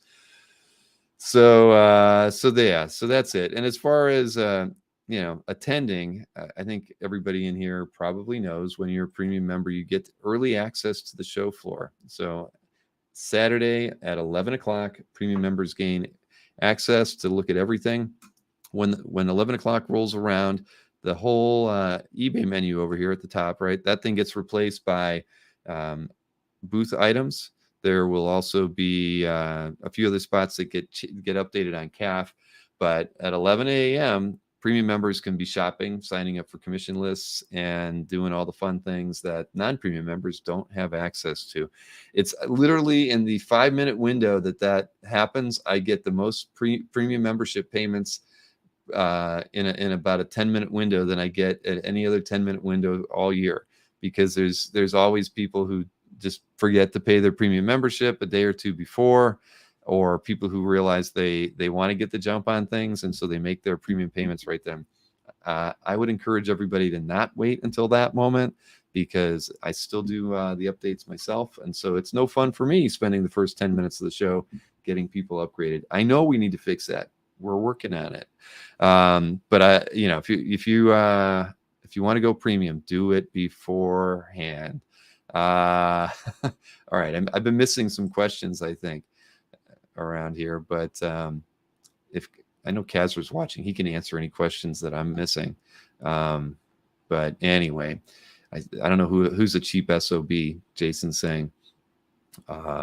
What else? Oh, yeah, Bill cleared all. I did clear them all, guys. I know you've been wondering, haven't you, Mikhail? I know that it gives you a nervous twitch when you see that all those numbers up there, but I did clear them out the other day. We're doing some updates on the programming, so I had to go in there and clear mine out. Steve says expires on. Right. Thank you, Steve. There's a lot of good perks. I mean, with the premium memberships that I still to this day do not do a wonderful job at promoting.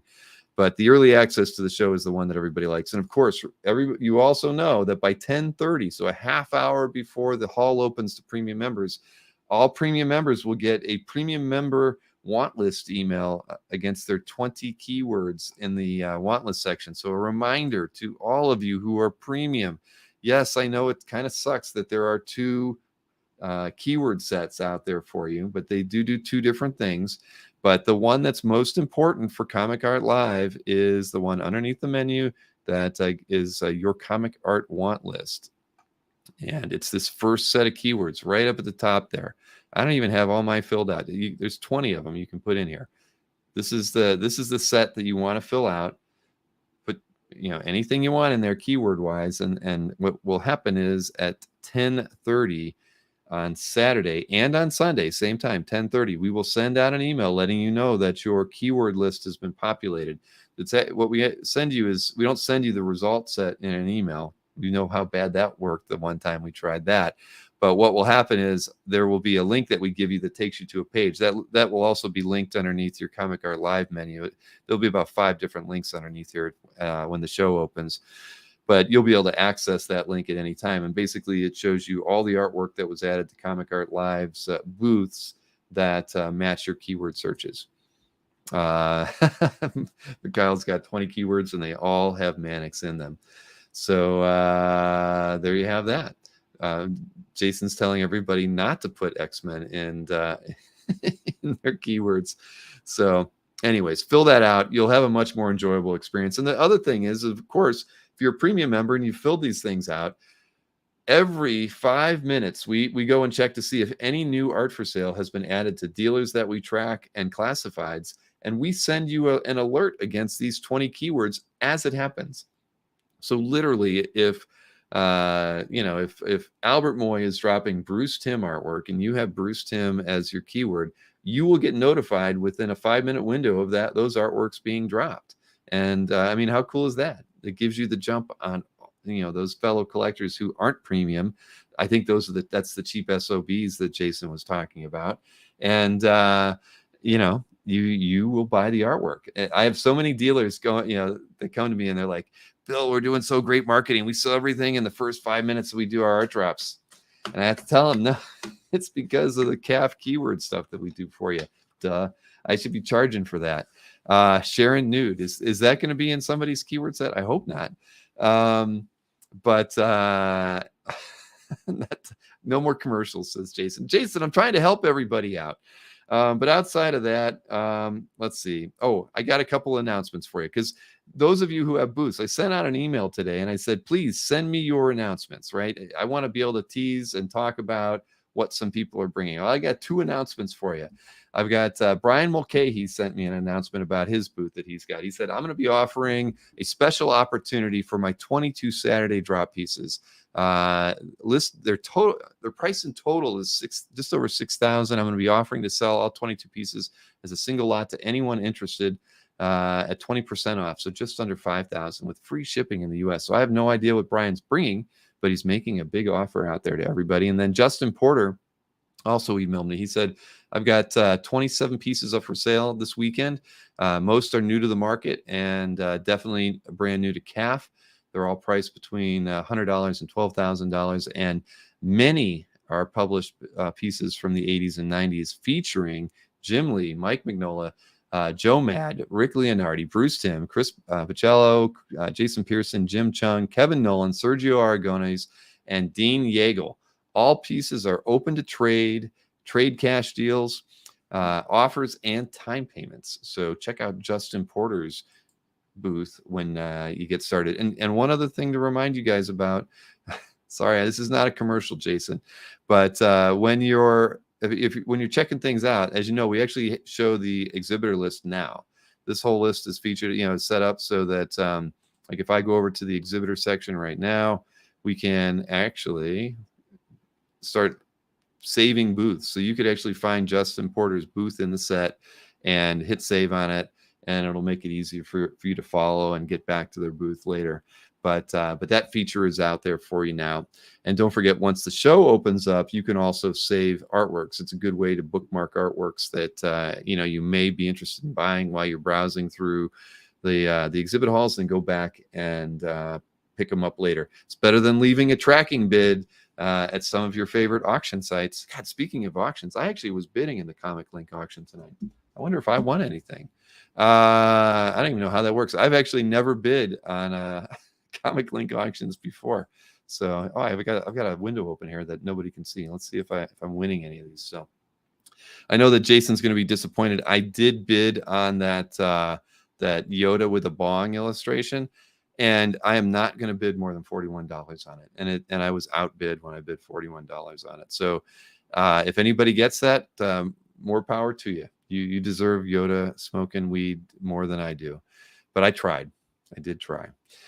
So, okay, I can scratch all those things off my list. So now it's time to open some packages here. And let's see. Oh, wait, Dino said keyword links only, but you can't see artwork until. Yes, that's exactly right, Dino. Remind that of everybody that when the email goes out at 10:30 and you are sent the link to the page on CAF where you can browse the matches on your keywords, you can only see the artwork. You cannot get to the artwork. The hall does not open until 11 a.m. So while you're shown everything, that kind of gives you you can pick and choose what your early battles are, but you cannot go in and take advantage of any buying opportunities. Bidding early is for suckers, says Jerry. Hey, to me, that was my tracking bids at the end of the day. I just wanted to keep up on stuff. Let's see. Tim wanted to know, what about the Elementals pieces? I won my first piece at Comic Link. I did not bid. Well, no, actually, I did bid on all of the, what was it? The Elementals piece. I didn't really like that page. It was from issue 4, and I know I said I want pieces from interiors from issues 1 through 4, but that page was okay, but not exactly what I wanted. But yeah, I'm bidding on a few of the Willingham pieces that are out there. Yes. I mean, there were 6 of them. How could I miss them?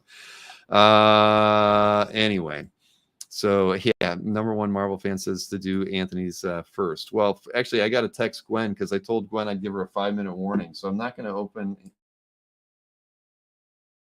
Uh-oh. I just blipped out. I got to tell the girls to stop playing internet games. Let's see. 5-minute warning, girl. Hang on. She should be coming in here.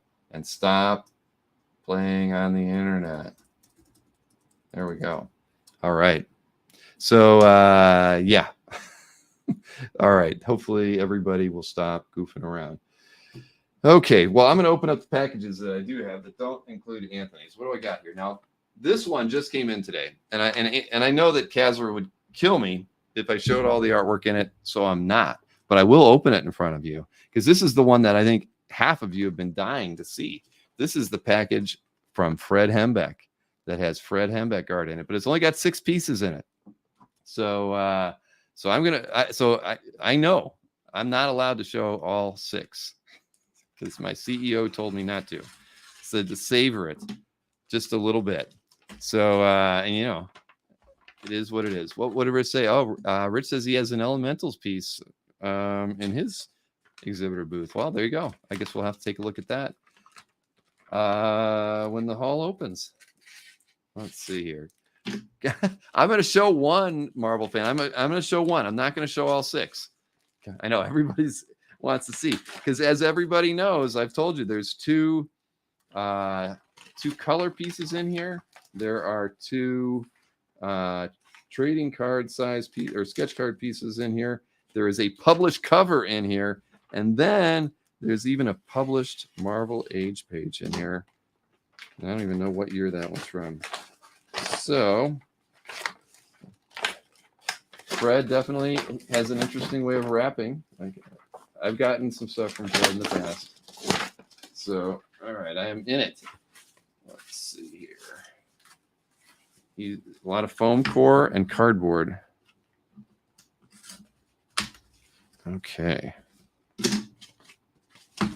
Nope, it's not there. Okay, it's got to be between the foam core. All right, Fred. What do we got? What do we got? Okay, wow. Yeah, that is very, very nice. Okay, let's see here. So I can't show that. Let's see, what can I show? One piece. I get to choose. All right, so that's that. Where are the other pieces? Are they all in here? Man. Fred.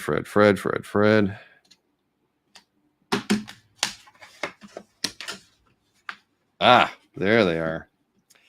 All right, I'm going to stick to the trading cards because these, the larger pieces are all freaking amazing. They're absolutely amazing. So I'll show you one trading card, and it's a DC card, okay?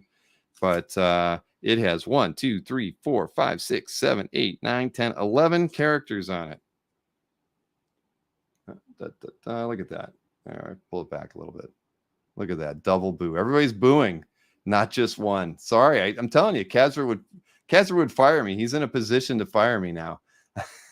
But yeah, what do you think of that? Huh? That's not bad. Look at all those characters on there. I'm not taking it out of the card. I'm not going to do that. So there you have it. That is it. Did he wrap it in a cereal box? It was pretty close.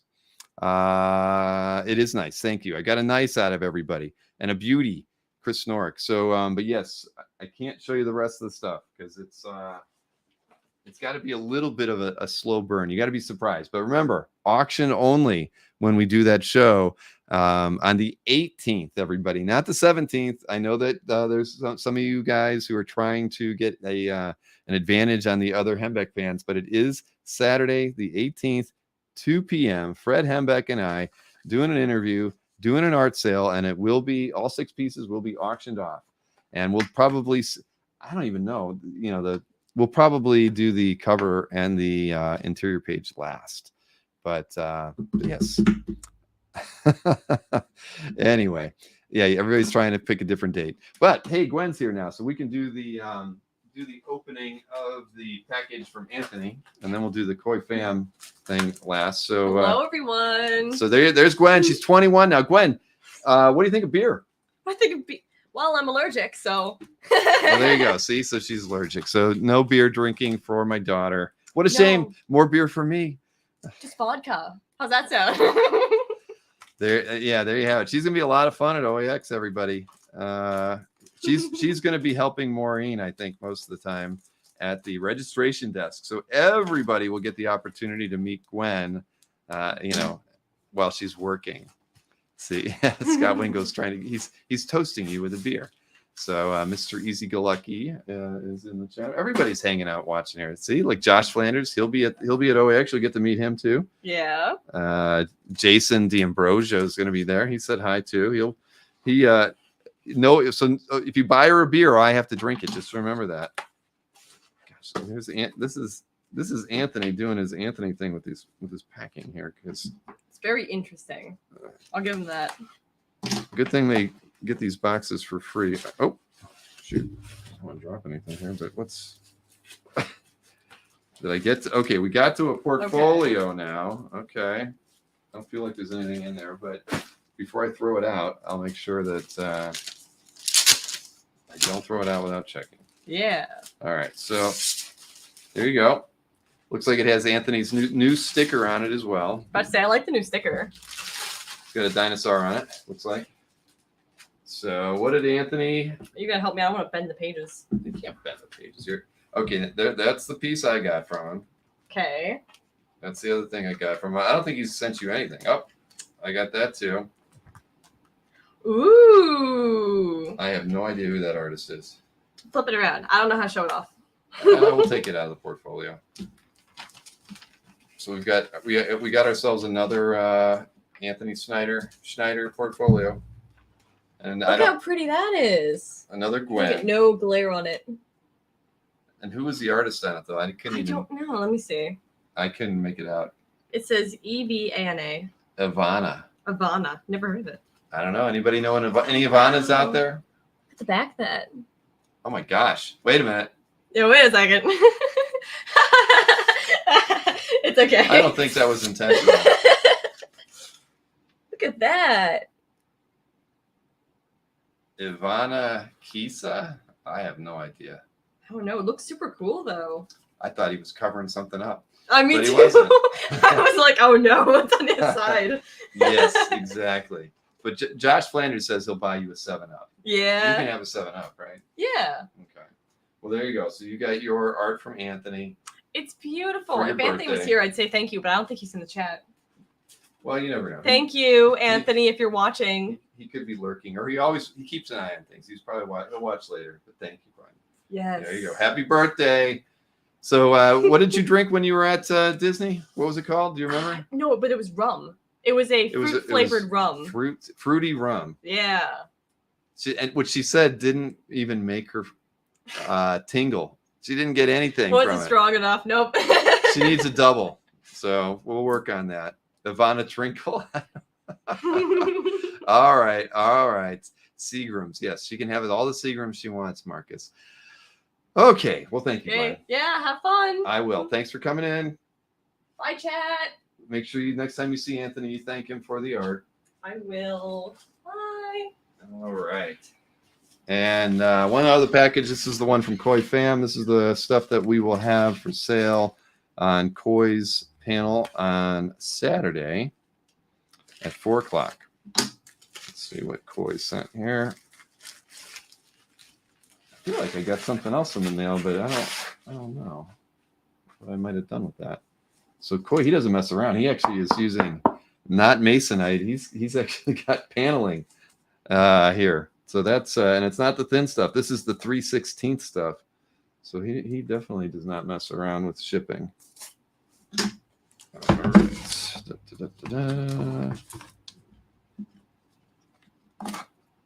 Nor taping.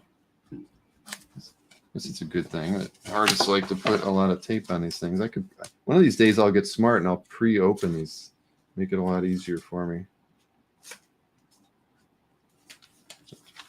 Now I know that Koi was showing these off on Facebook for the past week or two, so he's been looking forward to this. We had to postpone his first art sale.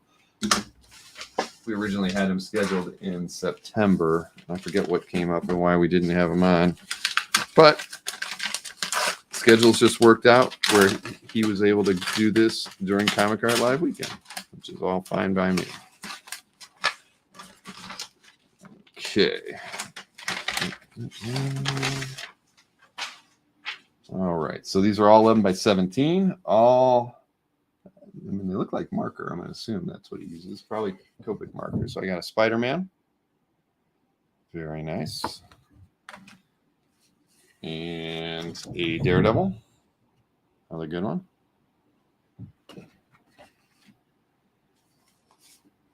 The Electra Daredevil. Look at that. That's kind of cool too. Filling the page on these 11 by 17s. All We got a Mr. Berkey, Incredible Hulk. I like he has such a painterly quality with it. And definitely the pants are paint. I can see that just from the reflection. You can see it too. Probably acrylic. And actually, the same thing here. So, he does paint everything. Oh, okay. It must be acrylic because it's a bit textured. So you've got a Vision and, of course, a Scarlet Witch to go along with it. Yeah. Well, the first one looked like marker. That, or was it the Spidey? But it's definitely not. Nope, it's all paint. Then we have a Rogue here as well. Look at that. Very, very nice. Yeah, Koi's work is awesome. And if you ever get him, I saw some of the stuff he did at Heroes. He does great work at cons too. He does bring his paint set with him. Not bad on that one. And then we got two more here. Nice Hercules there, flexing. Look away, Rich. So yeah, sorry, Rich. And of course, we have Oranga's favorite. This is maybe we will have some cosplay at OAX, and if it is anyone, we know it will be Oranga. Right there, a little bit of Psylocke action. What do you think? So there you go. So we have 10 pieces. Those will all be available during the panel that I have with Koi on Saturday at 4 o'clock. So that's very nice. Very, very nice. All right. Boy, get that over there. I got to move a couple things here. I don't want anything falling over off the desk. Okay. So now we can move on to what else? What else we got here?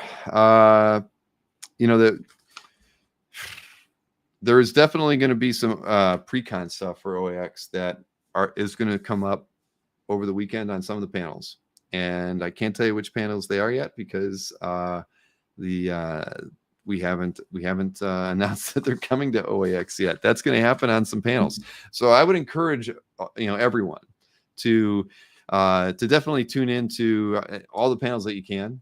And if you can, most cases we'll probably make the announcements about OAX early in the panels, I would imagine, just to kind of get everybody who's watching, aware of what's happening. And so the pre-con stuff is going to begin for a couple people, during those panels. So, you saw the lineup for the weekend. Which artists that you saw there that have not yet been announced for OAX, so you can kind of connect the dots and figure out which panels those might be. But in both cases that I know we're going to be doing some announcements. If they don't get all claimed, I might probably put myself on some of those lists because there's two that I'd like to get on. Sorry, I'm reading the chat again. Cut to the chase. So yeah, that's what we got there. So what I have, and I forgot that I didn't forget, we were jam-packed last week, and because we didn't have to do with the pre-con stuff that before, I've got the page I love this time that I wasn't able to play last week. I'd forgotten that I couldn't play it because last week was totally crazy, but we got a page I love with Mr. Johnson, the Reverend, and what I think this one's. I think it was a little longer than 10 minutes. So this is about 7 minutes long. I'll post the full version on the channel tomorrow. So it does end a little bit without getting to the end, but this is a good teaser. You're going to enjoy it. And there might even be an announcement out there about this gentleman as well when we get there. But Kevin Sharp, again, has been doing a fantastic job pulling these things together. And I think he's still got another slate of them that I need to get through to keep putting these up every single week for you. Rich is screaming stealth freeze. There could be a good announcement going on there, and that's early, 2 o'clock on Saturday. So don't forget that. I'm telling you, tune in 2 o'clock on Saturday. But let's get this page I love out there, and thank you, Kevin, as always. Hi, it's Kevin Sharp, and today's guest is the Reverend Dave Johnson, of course, of so many memorable covers over the years. Dave, welcome to Comic Art Live, and thank you for joining us. Hey, thanks for having me. So we're going to talk about the Micronauts. You are the first guest to talk about this series, or artist Michael Golden. Tell us how you chose this particular issue that we're going to go into today. Well, you mentioned a series or an issue that meant something, or really did something to me as I saw it. And honestly, this book brought me back into comics. I was a kid buying Micronauts toys.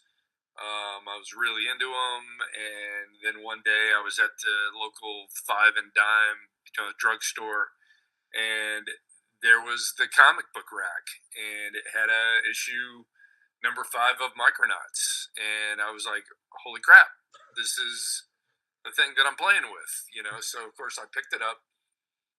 Talked my mom into letting me buy it, and it just blew me away.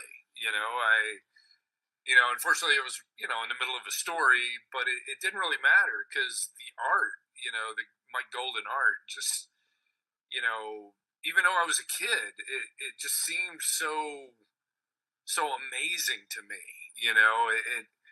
I think that was the thing about Mike Golden's stuff that was so unique compared to everything else. It had such fluidity to it, and just everything he drew just seemed awesome to me, and it really got me wanting to buy more, and that's what kind of brought me back into comics. I mean, as a really really young kid, I was buying them, but and I remember having like a tiny, maybe a foot tall stack of comics, and my mom made me throw them away because she was a terrible person apparently. And I was slightly older at this point, and I was really getting into drawing. And this book, just I wanted to draw like Mike Golden, for many years after that, even. So it really influenced me in so many ways. It really set me up in a great way. I mean, if it was somebody else, it may not have turned out the same way. His work really influenced me for many and for many years, and still does. The guy hasn't lost a freaking step.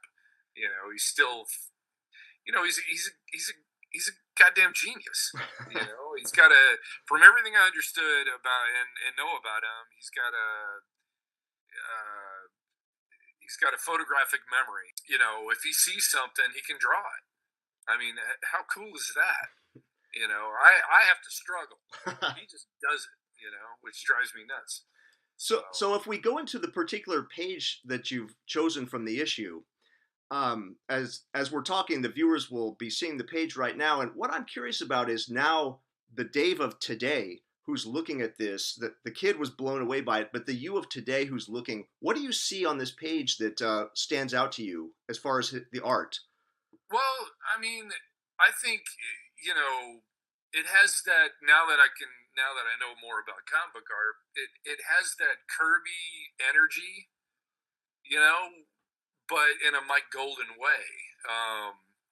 And everything he's drawn on this page, it's not okay. Like when a lot of people start out drawing comics, if they're just drawing a figure or a pair of clothes or anything, it's usually kind of the most straightforward way. And Mike Golden has never been a straightforward kind of artist.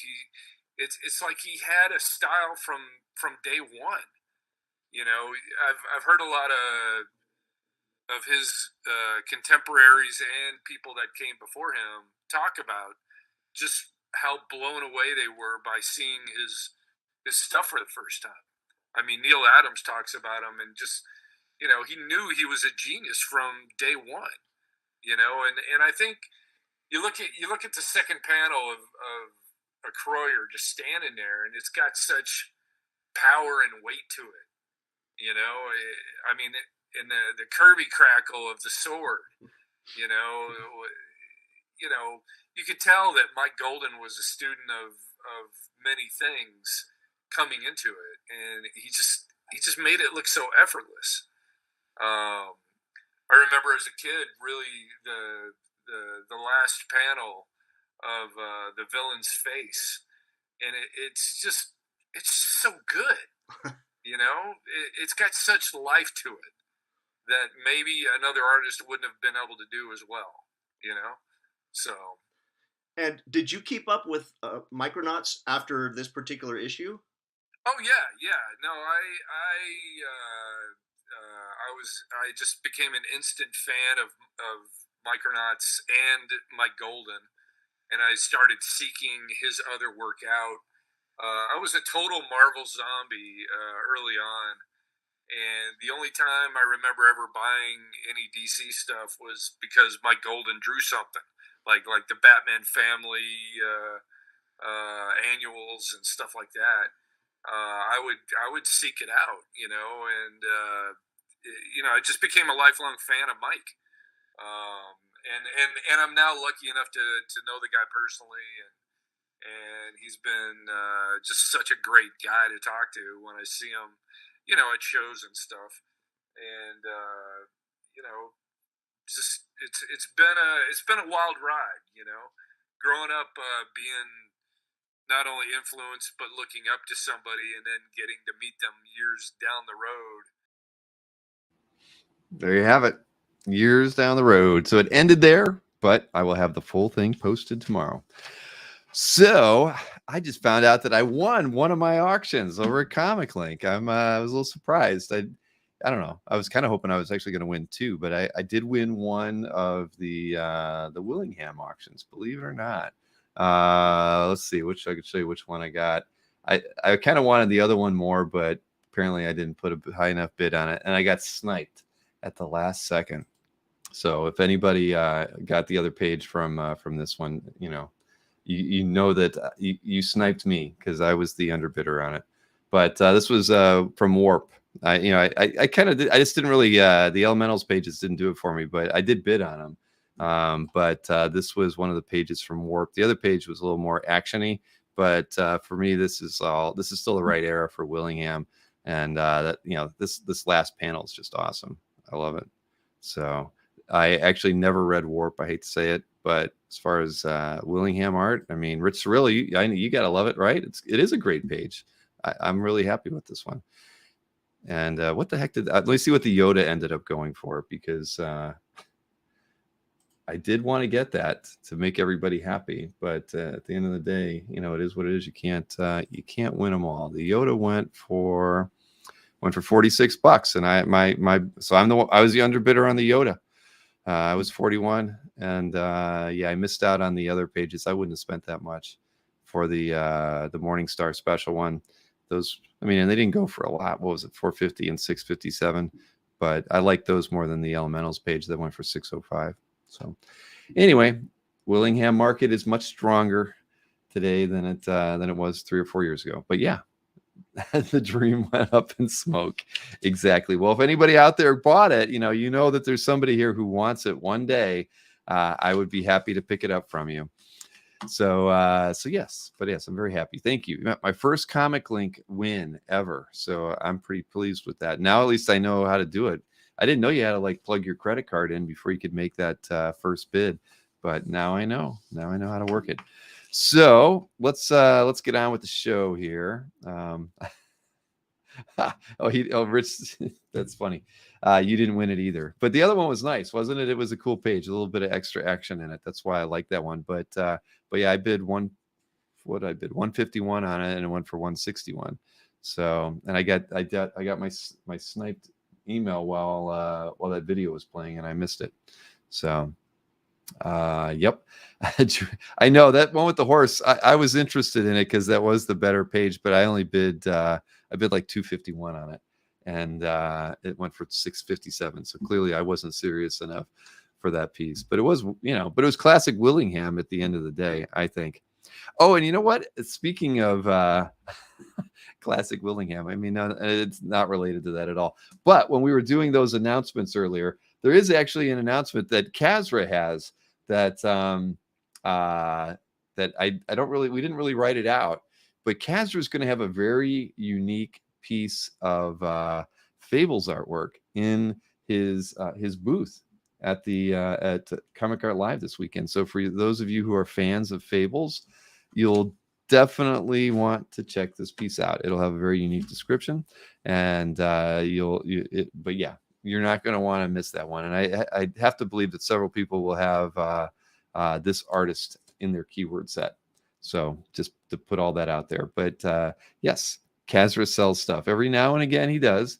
Yeah, this one has kind of an interesting story behind it as well. So that'll be in the description. So you have to check out Kazra's booth during Comic Art Live this weekend. Okay, so let me go ahead and get into my picks and things. Kazra sells stuff, but he doesn't ship anything out. Be prepared for the CEO markup, says Kelly Coon. Yeah. Hey, I think that's all fair.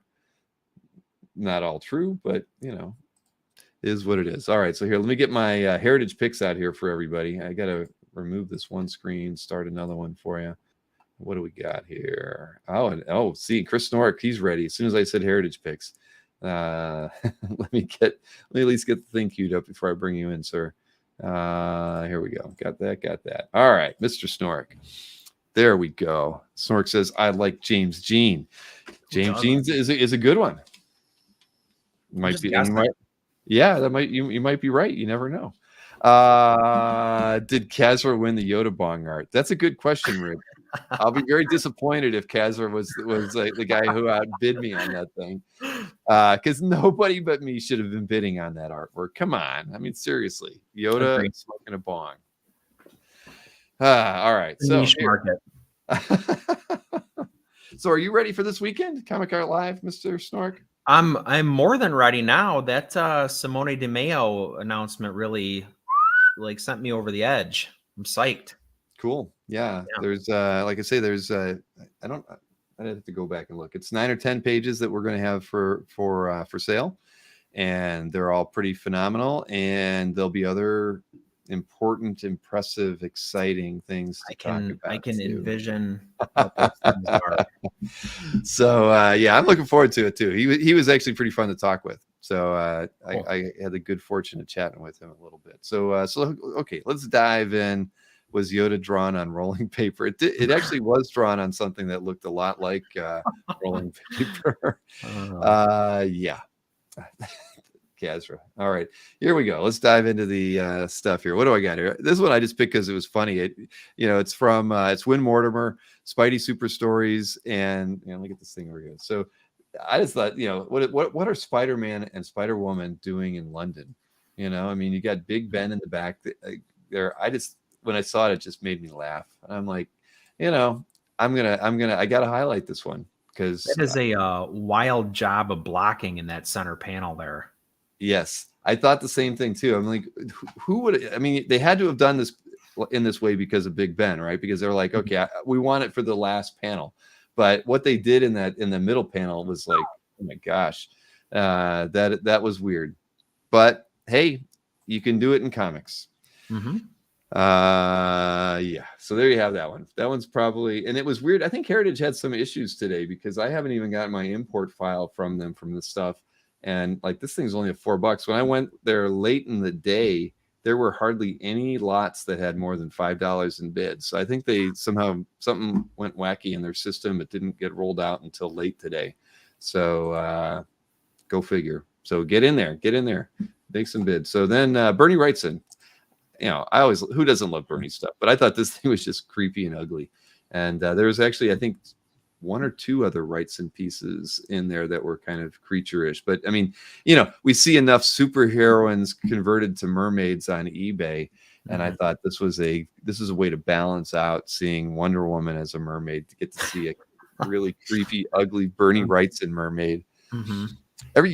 Hey, everybody out there knows what I'm talking about those those mermaid drawings. people are buying them. And if you're in the audience, one of those people that buy them, I'm not condemning you in any way at all. But here, so we got that. Then I like this page a lot. Catwoman Irv Novick page from Batman 323. It's back to spotting the blacks on this thing. I thought it was really, really nice. You know, I mean, and even the last panel with just the bat symbol on there in the shadow, I thought was cool. But I love these first 5 panels. I love the lighting, the shadows on all of these. It looks like a crime book. It does, doesn't it? I mean, when I first saw it, I actually thought like, oh, is this one of the like a 50s page from something? And but no. So there you have it. Irv Novick, and who was the inker on this one? Bob Smith.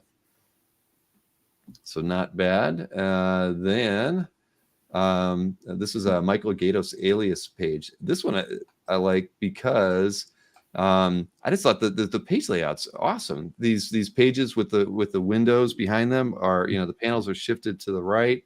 The panels with a lot of shading, those two toward the bottom, are shifted to the left. I just thought, you know, when I saw it, I was like, that's pretty smart, you know, page layout. Mm-hmm. I don't know anything. I didn't read Alias, so I don't know what the story's about. Unfortunately, I mean, I know what Alias is, but but I just thought, yeah, this is pretty cool. A very very nicely done page. That's nice, and I mean it's Gatos, so I mean the ink work is phenomenal. Exactly.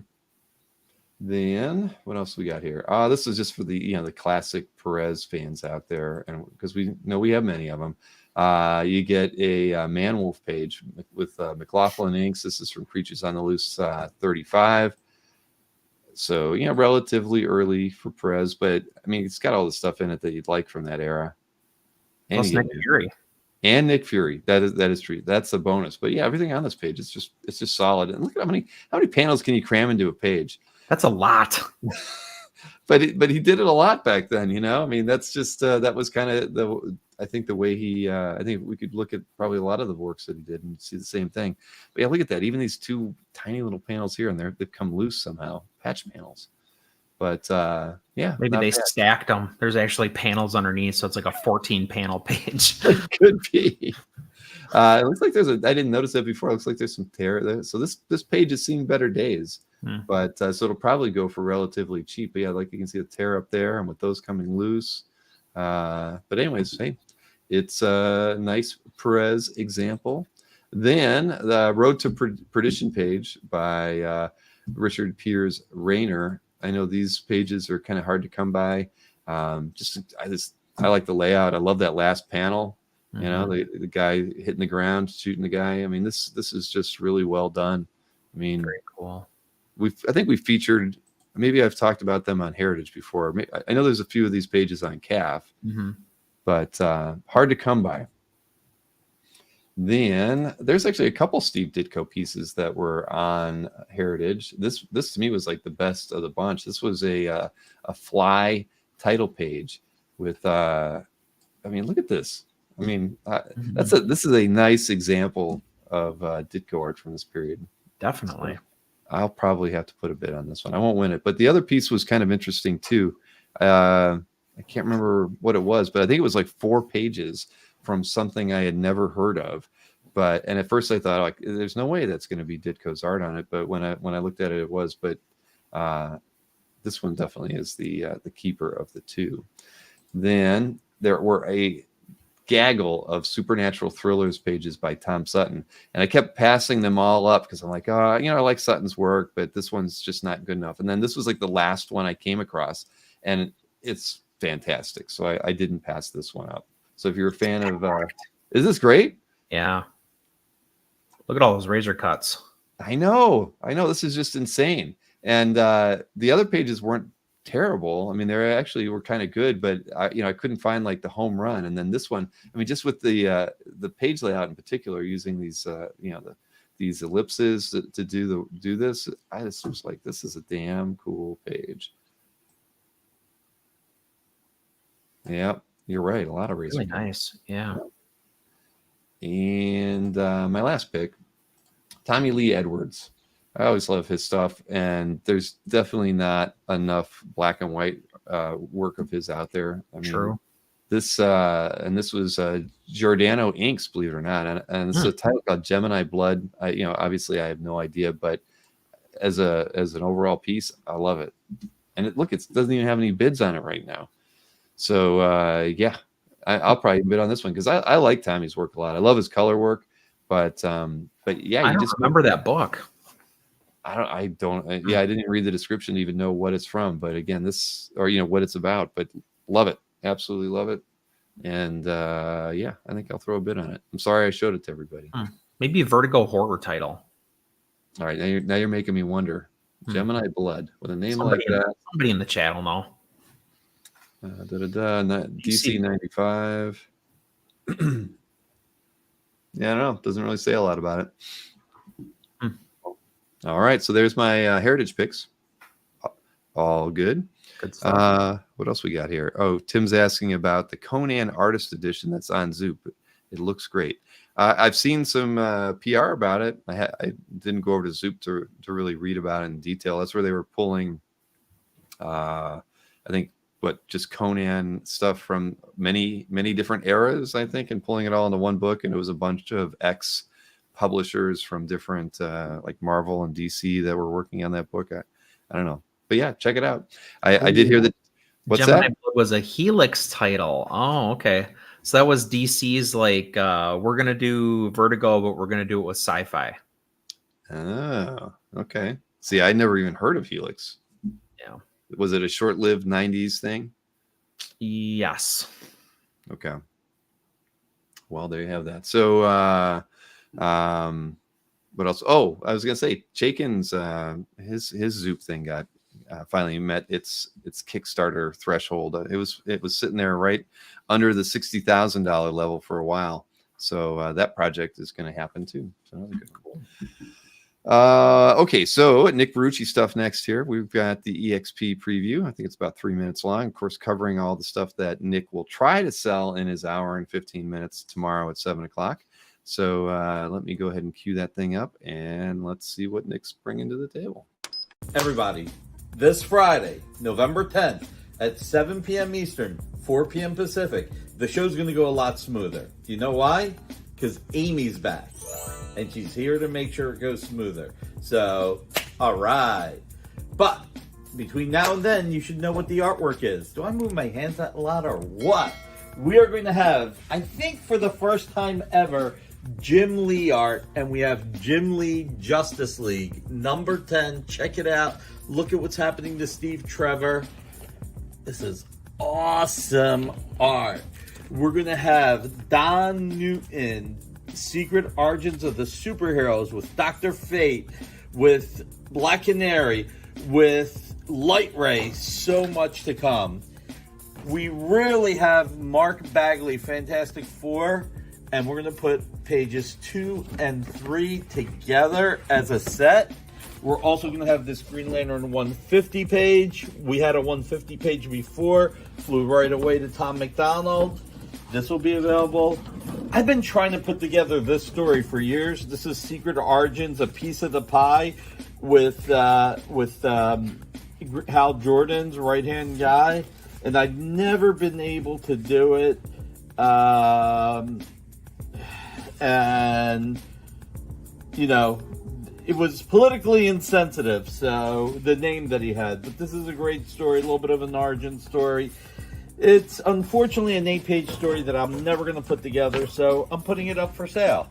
Then we've got Flash 41, Brett Booth. Check it out. Look at how sick that is. Look at the maniacal smile. We're going to have Justice Society of America, Travis Moore. Really cool page. I don't know that we ever got to this cable, so we'll put it on the air. Rick Leonardi, Dan Green. I think we offered this before, but I'm going to show the printed page with it. We're going to have this Dynamite page in homage to Spidey 316. 2 more Fernando Pasarin pages, and I'm running low on Fernando Pasarin. It keeps selling. He's so good. He's so good.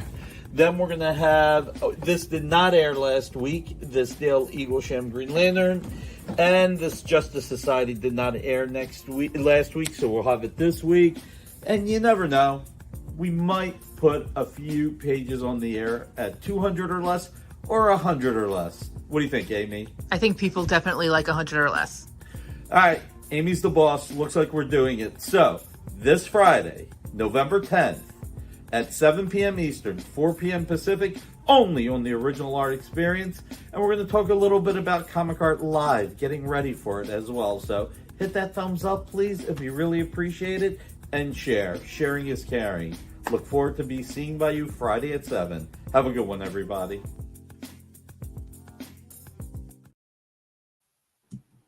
Everybody's talking about Comic Art Live. That is so nice. Yeah, it's hard. It is hard to imagine, man, that we're at 8 now, right? I mean, having done 8 of these, Yeah, it's sort of crazy. it's been a blur. It really has. I mean, a good blur. That's that's for sure. I'm very curious to see how this one plays out. It is interesting that we don't have, that we're at that like 225 number with the number of exhibitors. I'd like to think that we'll close in on 300 by the time it's all over, but you never can tell. I did my booth today. I've got a lot of work to get my booth cleaned out and populated. I have not. Well, Maureen told me I have to sell a couple things. She laid down the law. Hammer. Yes. Yeah. She's like, you bought too much the last year. So work it out. Too much bong art. Yes, exactly. No, I think not enough. I mean, but I'm working on it. But hey, make room for bong art. I have to thank Ram for picking up a mystery sketch while the show was going on. I saw that pop in. So thank you very much, Ram. We appreciate that. I assume you probably asked for a Ram. We'll find out. I didn't look that closely at the order, but thank you for that.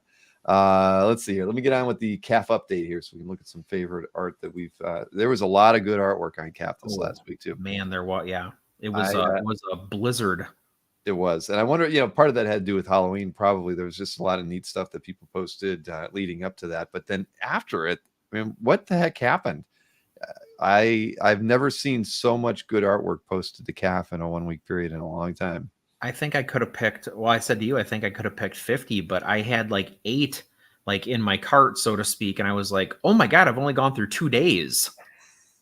Exactly.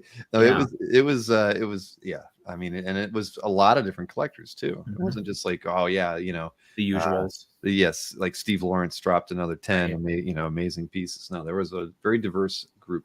So let's see here. This is from the week to the 30th of October through the 5th of November. And dealers had a very subpar week. Go figure. $160,000 in sales compared to about 360 the period before that. Felix had the most. He had a few. He had some drops going on, but I think he had. We have it listed as 45. I think he had a little bit more than that. Albert Moy had 60 or 27. It was a down week in general. I mean, 160 is a bad week. But let's go ahead and take a look at the top 6 sales from dealers last week. So first up, we're going to have something from Mike. This was the cover to Marvel Comics Presents 103, Sam Keith. And 60 was the asking price on this one. And we also had the cover to Transformers #1 from Felix, Daniel Warren Johnson. That one sold on the 3rd last week. Everybody knows this image now. I mean, we've seen it so many times. Then we got a Barry Windsor Smith, Conan versus Rune. This is issue 1, page 1. Went for $20,000, sold by Albert. Very nicely done. Then one of your favorites, Matthias Bergara.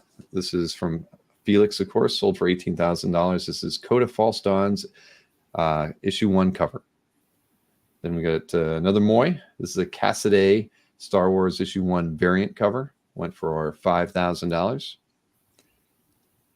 There's not a lot on that one, is there? No, there's not a lot of big active area there. Yeah, that was interesting. $5,000. Oh, why? That's okay. New Gods 25 cover. Steve Irwin is the artist on this one. Went for $3,500. Sold by Glenn over at Panel Page. That's interesting. I wouldn't, there's not that much art on it. You wouldn't think it would go for that much, but it is Star Wars issue 1 variant cover. Yeah, So I guess that, and I think the other carries thing weight. too is it like there's no mistaking the image, right? Like it's Luke with the twin sons. He's in his Tatooine. And, yeah, I mean it's kind of a I don't know. It's a cool image. It's just there's not much of it. Right. Yeah. Hey, it happens. So now we've got auction results. What do we got here? Was there 2?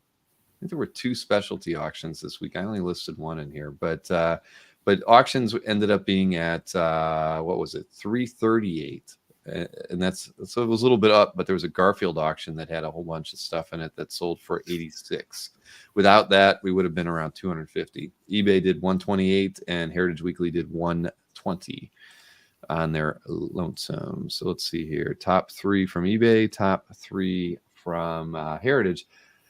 So the first one here, I think a lot of people, if they would have known it was there, I think it had was it a buy it now? I can't remember now, but this thing went for $8,000. Mike, what? $8,000. Oh, I have to go ball for a while. Zach Beatty. Oh. Yeah, I mean, isn't that shocking? Then this piece, I didn't see this one either. This is pretty cool. It's a Dave Cockrum Aurora model mutant box art painting, went for $4,450. That's pretty cool. And then a Bernie Wrightson pencil sketch of I don't know from what, Bloody Face one. I don't know what that is. It went for $3,000. Well, this JD says the Zek was fake. Oh, was it? So then that's weird. Is that true? Okay, now I'm pumped. Well, then let's look at these Heritage ones, because I picked all of these, so I feel pretty proud of myself. That doesn't happen often. You get the Froud for $5,520, the Frazetta with the T-Rexes for $4,800, and what was the last one? Come on, here it goes. Rick Leonardi, Al Williamson, Spider-Man 2099 went for $4,440. So that's good. Usually I don't get all 3. So usually I don't get 2. So getting 3 is the proper trifecta. So what was the deal with the Zek? I didn't even know that. I saw people talking about it, but I didn't know anything about it. Let's see. Blah, blah, blah. What are they all saying? So Zek was a fake. Everybody's saying it. Zek was a scam. Zek was fake. Everybody's saying that. Okay. Well, that's why it was so cheap. Now I don't have to feel bad. Yeah. What was the deal with it? Was the seller didn't know what it was a print? It was like a print. Man. Yeah. That's interesting. 2 bids ended. Blah blah. I'm just looking at it because I'm curious. How did they promote it? Huh. I'm just looking at it. It certainly looks original, but it was a print. So it was a print, a stat. It was a stat, Jerry. Well, we can't have none of that. No so yeah. Well, Marcus, I've got you sent me a wonderful Kelly Jones print. So yeah, so happy to have that in my collection. But yeah, that's weird. Well, there you go. I guess we'll have to strike that from the market data. We don't want anybody to think that a Mike Zek cover could go for $8,000. But there you have it. And look, it's even signed by Larry Hama and Jim Shooter. Boy, everybody went all out in signing for that one. Who the hell was the seller? Now I'm really curious. Like, is some scumbag? Yeah, somebody with only 17 feedback. Well, and they're from Texas, Malakoff, Texas. All right. Well, moving right along, everybody. Let's come from Texas, Bill.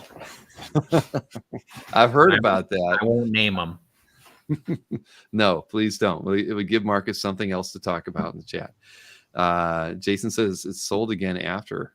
Yes. Was that eBay? Yeah, that was on eBay, Josh. We had a very happy friend. Gosh. Well, it was, I'm sure they got their money back, or they didn't pay for it. All right, let's get into our picks here, everybody. Time's a wasting. Where are we at now? But we're only at 11:20. So we're doing all right. Let's see here, Mr. Snork. Let's get your picks up. And where is that window? There it is. All right. So let's see. First up, we have something in Mr. Rob R's Calf Gallery, and this is right up his alley, Cosmic Ghost Rider. Yeah, I love the design of this cover. I mean the chains floating around, like bringing your eye like through it towards the figures.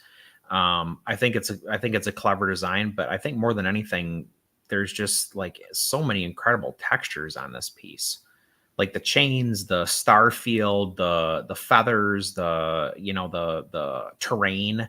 Like it's just there's so many different textures happening on this that it's you can kind of pour over it. That is pretty cool. Now wait a minute, who is the artist on this? Valerio Giordano. Gian Giordano? Is that Yeah. Oh, interesting. I think it's Valerio Giordano. Yeah. Is that do they have yeah, I'm not sure that's the right spelling. Maybe it is. Gian Giordano. Huh. Yeah. Well, it must be, I guess it's right because we've got a few other pieces here from them, but yeah, newer artists though, and like really slinging ink. Definitely. Yeah, you're right. Well, I mean, a lot of nice different techniques in this piece. Mm-hmm. I mean, that yeah, is the flames, there's like stippling, there's spatter, there's, obviously some of that moon is probably masked out. So yeah, this is a really cool cover. Well, congrats to Rob on this one. His ever expanding Cosmic Ghost Rider collection. So Dan, John Giordano, is that John? Yeah, that's probably it is. John Giordano. Valerio John Giordano. Interesting. I'm gonna have to check him out. I mean, they must have a website, something out there. I've never. Yeah, I found him on Instagram. So okay. Well, that's because you were a creature of Instagram. I'm actually off it for 30 days. I'm off booze and off social media for 30 days. So. Well, there was one day where it seemed like every 5 minutes I was getting a ping from the Untapped app. Because your boy was working hard. You were clearly. I'm like, how is he drinking this much beer? And it's like a different beer every time. When you say whiz, that was the day before you got on your 30-day. It was. All right. Well, I love Sean Phillips' work, and so this is Sean Phillips penciling with Jay Stevens inking, so that's why I picked this. Okay. Because look at the different character that Jay Stevens inking his work provides. Yeah. I mean, this teeters over into like almost Ulrich-esque, or like you kind of see some like Los Bros, Hernandez in this a little bit too, especially with the female figure at the bottom. But yeah, I just thought this was such a cool illustration, no pun intended, of how an inker can just add so much character or change the character of, what we typically associate when we see a penciler's work. Yeah, really true. That's because honestly, I looked at this page. I did not look at who the artists were. So I had no idea this was Sean Phillips. But it's funny, I see that and I'm like, that's a Sean Phillips face right there. Yep. But the other ones, it's like, or that one there. But everything else, you're right. I thought of the Hernandez brothers a bit, and that's cool. I mean, it's interesting because I would never have suspected that Sean had done had anything to do with this piece. Yep, and he posted several pages. This happened to be my favorite. I really like those, the tanks in the middle there, and that shot of the female character at the bottom. I thought was really cool. Well, yeah, oh yeah, definitely. I like the heavy line work there. That's fun. Yeah. Well, no, good pick. Who's Calf Gallery in? Is Peter Marino? Okay, 13-year. Oh, look, celebrating their 13th year on Calf. Wonderful. Lucky 13. All right, I like on that one there. And up next, you don't pick strip art too often, but here we go. We got an Alex Raymond, Rip Kirby, and Tony Marines. I think I picked 2 this week, and just because like there was a lot of sick strip art last week, and clearly this is, I mean, what do you even say about this? Like the characterization on everyone's face is so flawless, just incredible. Like the backgrounds are so like unnecessarily complex and gorgeous. I like to say the word textures, but the textures on this are like almost unfathomable. Like, look at her sweater. Like you've seen that sweater in real life, right? There it is. Mhm. The folds on the jackets. I mean, it's just Raymond is really, you know, beyond compare. I mean, he's kind of the standard for a reason with this stuff. Yeah. Now, Jason, I do expect you to wear your polka dot tie on Sunday when you're interviewing Josh. If Jason's still here, he's probably not. He's probably not He's at all. like, oh, Snork picking the X-Men art. I'm out of here. Marcus thinks that you're switching to TikTok for those 30 days. Negative, Ghost Rider. Well, congrats to Tony. He's definitely you know, he's got a penchant for strip art, that's for sure. He got several nice pieces, a couple great Frazettas in his calf gallery. So yeah, this is just unbelievable. Yep. Tony is got a good collection here. So let's see. Next up, Juan Munoz calf gallery, 5-year member at calf. You got a Moon Knight 22 page by Bill Sienkiewicz. So Sienkiewicz action page, I mean, you can imagine I'm going to say I love those panel borders so much. The camera angles in these panels are incredible. Like the perspective on that, the foreshortening on that guy's club or bat or whatever it is in the top right panel is incredible. There's like almost, I don't know, this almost has like indie comic looking sound effects in it. It almost looks like the sound effects are what you'd see in like Teenage Mutant Ninja Turtles or something. And I saw that. I read this when I saw this. I saw the squatch, and I'm thinking, yeah, that is the funniest sound I think I've read in a while. But it's so it's an accurate. There's a Neil Adams vibe to this, and like this, one of those thugs even looks like Adams. Oh, that's true. Yeah, I didn't even think about that.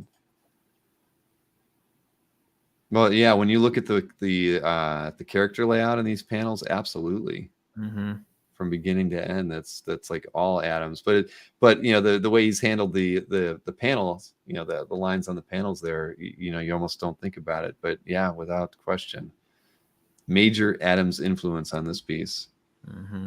Chump, Squatch, Chump, Bash. I mean, this is like a Batman, you know, Adam West kind of thing going on here. I wonder if you just don't see these. Yeah. Jason's surprised we didn't pick a Paul Smith DPS. I wonder who got a Paul Smith DPS recently then. All right. Well, Mr. Munoz, congrats on this one. Then what else we got here? Jordy Bernay, Poison Ivy. Now I assume this it's an interior page, really. I figured this would be like a commission. It's got to be a commission because obviously interior page is a default since there are so many of them. But yeah, this is fantastic. There's a reason why guys like Morger love Bernay, because you know Morger collects a lot of I wouldn't say good girl art, but you know he knows a guy who can draw a beautiful woman, and Bernay, who you don't always think about that too often, clearly can. And there's a lot of it out there. If you're into, you know, Italian comics, there's a boatload of those. For every reason that we pick a Jordy Bernay piece, I picked this, but you know, moreover, it was like, look at how beautiful that is. I mean, that's a stunning depiction of a character we've seen like a million times and is kind of a favorite, go-to character for your Frank Cho's and your Joe Linsners and like, you know, guys who are known for drawing, hot female characters, Adam Hughes. But this is just a different take on it. And you can't say it's, you know, demure or anything like that. It's just like perfectly executed. And I love it. Yeah, me too. Yeah, very, very nice. And who is this? Oh, Bill M. 14-year member. Look at that. Wow. We got some guys celebrating their anniversaries here on CAF this week. So we got an Alex Maleev, Jason Paul's CAF gallery. And what was this from? Star Wars Han Solo and Chewbacca. Primary cover, not one of the variants. So my favorite Star Wars character, that's the main reason I picked this. I love Han Solo. Maleev is obviously no slouch. This is a little bit, I don't, often associate him with doing like licensed work or like likenesses, kind of like part and parcel. So it was cool to see him do a known, like, a known character in a lot of ways. So many times what we see him is on, somebody masked like Spidey or Daredevil or, whoever that might be. So I thought this was a nice likeness, but it's still got his own, you can tell that this is Alex Maleev. And it's actually, I think, a little more like maybe because of the landscape, because in the foreground, but it's a little more painterly than I normally associate with him. I feel like he's often more graphic than this. Yeah. But this leans more towards like, movie poster style. No, it's really nice. I've always liked Alex's work. He's got a nice style. But you're right. This is a little departure. I didn't think Maleev when I first saw this, but yeah, no, it's a good pick. And Josh Flanders mentioned that he's celebrating 13 years on CAF too. Well, and he's fighting people for Zek covers. So, oh boy, we might have to, get a squared circle at the OAX event. These hands are rated E for everyone, Josh. Now, let me see here. So Jason Paul. Well, all right. Congrats to Jason. How did it print? Not too bad. Yeah. Usually I don't love that logo treatment. Yeah. I wonder if you deliberately mess with kerning and like you crowd letters and things like that. The graphic designer in me like it raises my hat. It's so popular today, all those modern logos, everybody just kind of wedging the letters together like that. I know. Let's just make it hard to read and dumb. Yep. Yes, indeed. I don't even like the placement on it either. I wonder if Maleev knew going in that was where they were going to put it. I mean, I guess there's really no space for it anywhere else, but as the image goes, I mean, it's one of the deader areas, but it's a packed image. Yeah, really.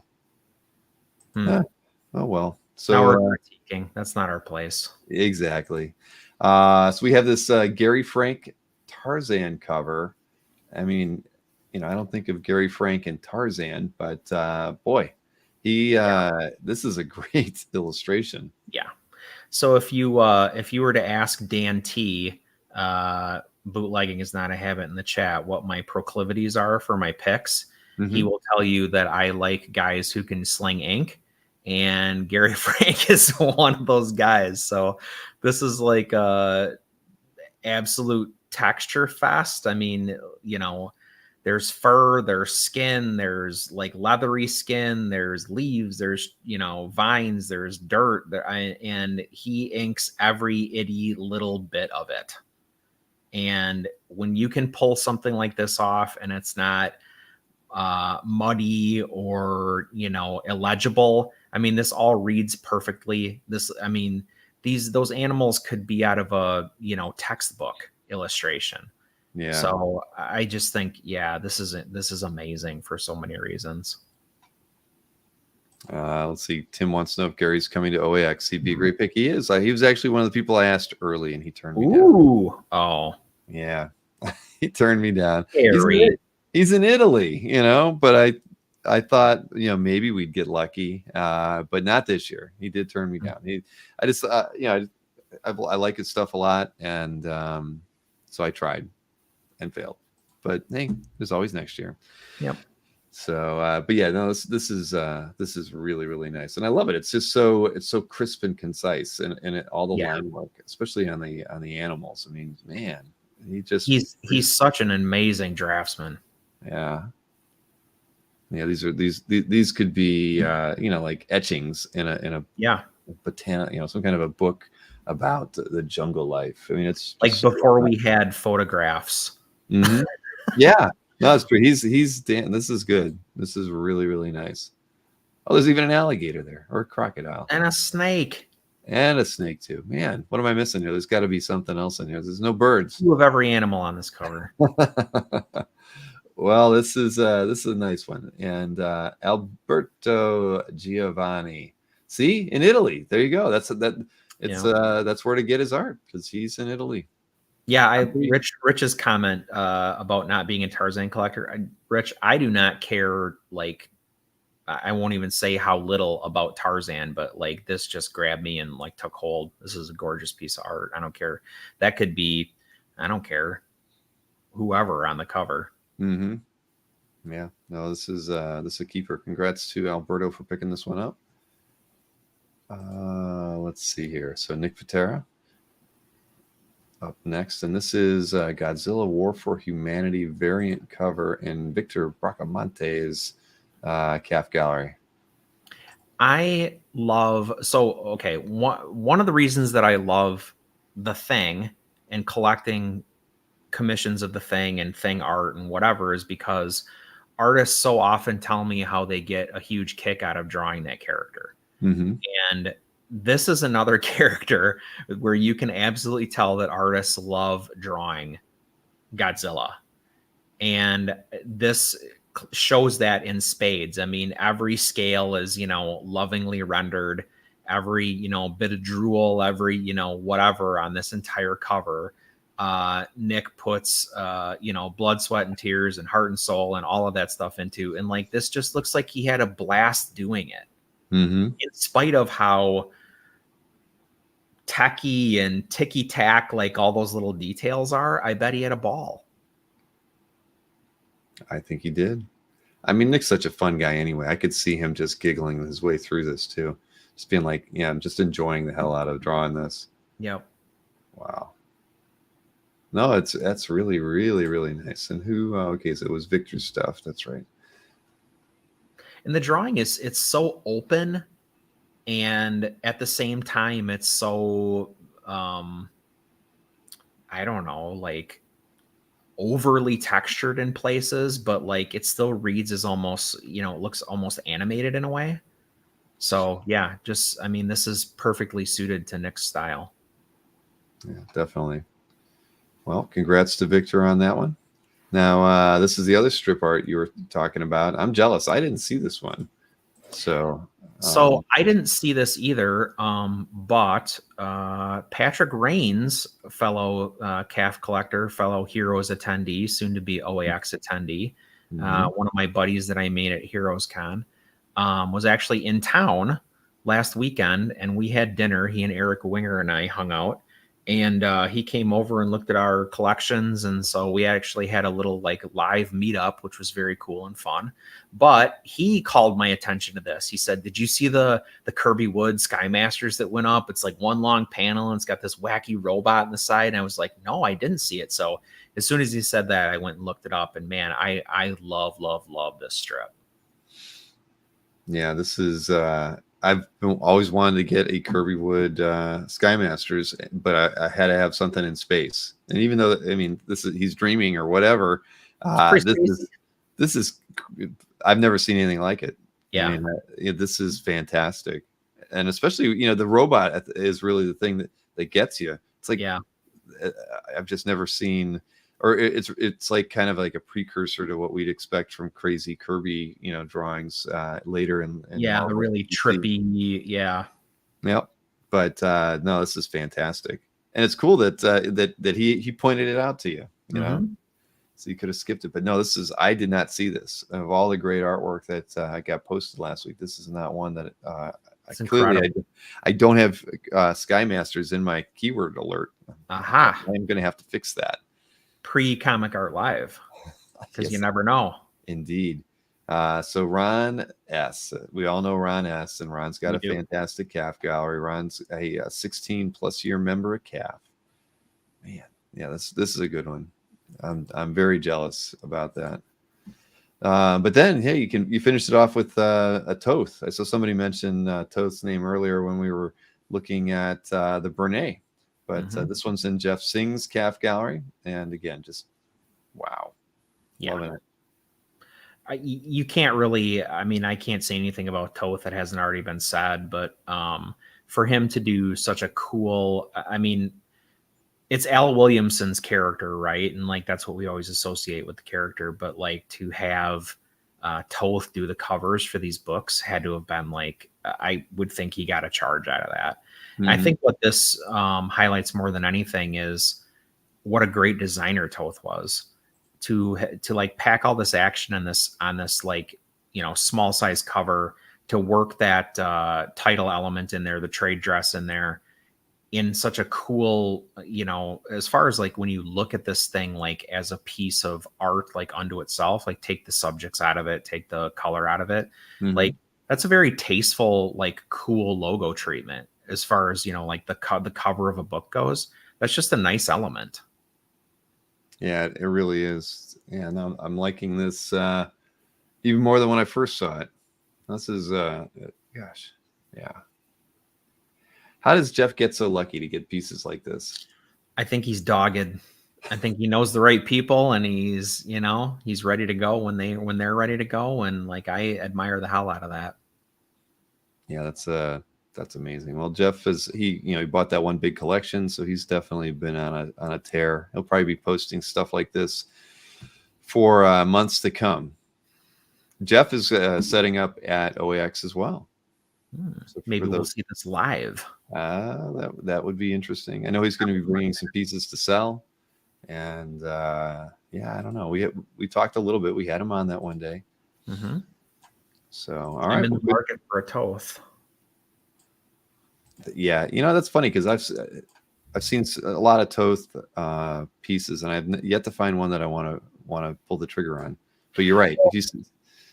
Chuck Arnold he and I were talking about kind of like Toth in general, and he made a great comment to me, which I hadn't considered until he said it. But he said, okay, Toth, but what? Right? Because he doesn't have a slam bang, like one-to-one association. He had an awesome run on this. Right? It's just not how he operated. It's not how he preferred to work, you know, whatever. And I said, well, you know, there's Zorro, there's the Fox, there's like whatever. But like, as far as like, you can't say like, oh, remember those 8 issues of Captain America he did? Right. Or whatever. It just doesn't exist. That's very, very true. Yeah, no, I mean, Chuck's got that. I mean, that's right. I mean, it's why you can't. When I think of Toth, what would I ever own? I think I'd either want a character design sheet.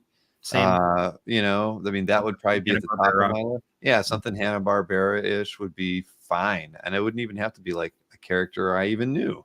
I mean, that's probably where I'd want to go, because I've seen enough of his sketches, you know, the small like 6x9 things. And yeah, I maybe only seen like 1 or 2 out of 500 that I would have been interested in buying.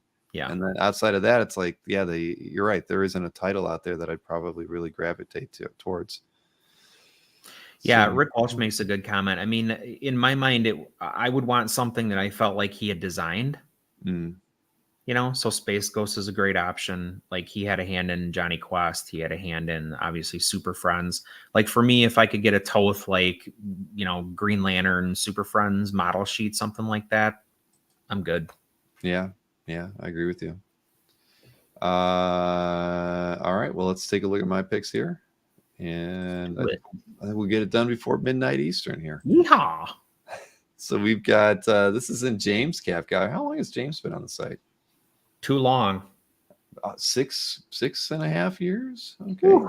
That's not too bad, James. Starting to be he's becoming a veteran of comic card fans. This one, I like this one because I just like the angle. I just felt it was a very dynamic cover. Just with the characters falling down and using the I'm assuming that's a villain.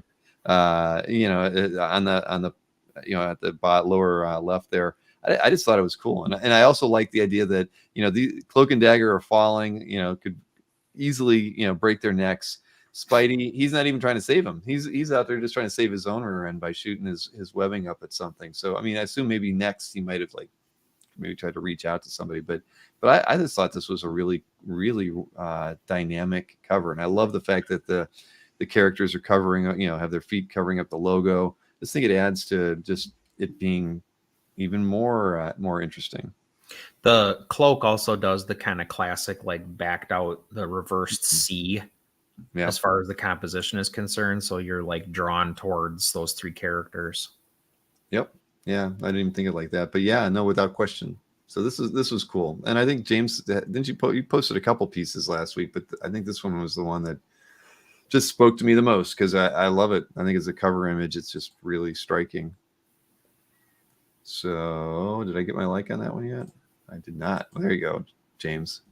Steve Geiger, what else has Steve Geiger done? I'm struggling with that. Let's find out. I couldn't look at a piece and say, "Oh, that's a Steve Geiger." I'm not finding any consistency yet. Silver Surfer. Surfer, yeah, Web of Spider-Man, Bullpen Mercenary guy, maybe. Yeah, Bloodshot, all on Dan Muller's Calf Gallery. Yeah, Web of Spider-Man, Sectars. There you go. That's an obscure one. Sectars. Yeah. Mm-hmm. Yeah, it looks like Web of Spider-Man mostly. Okay.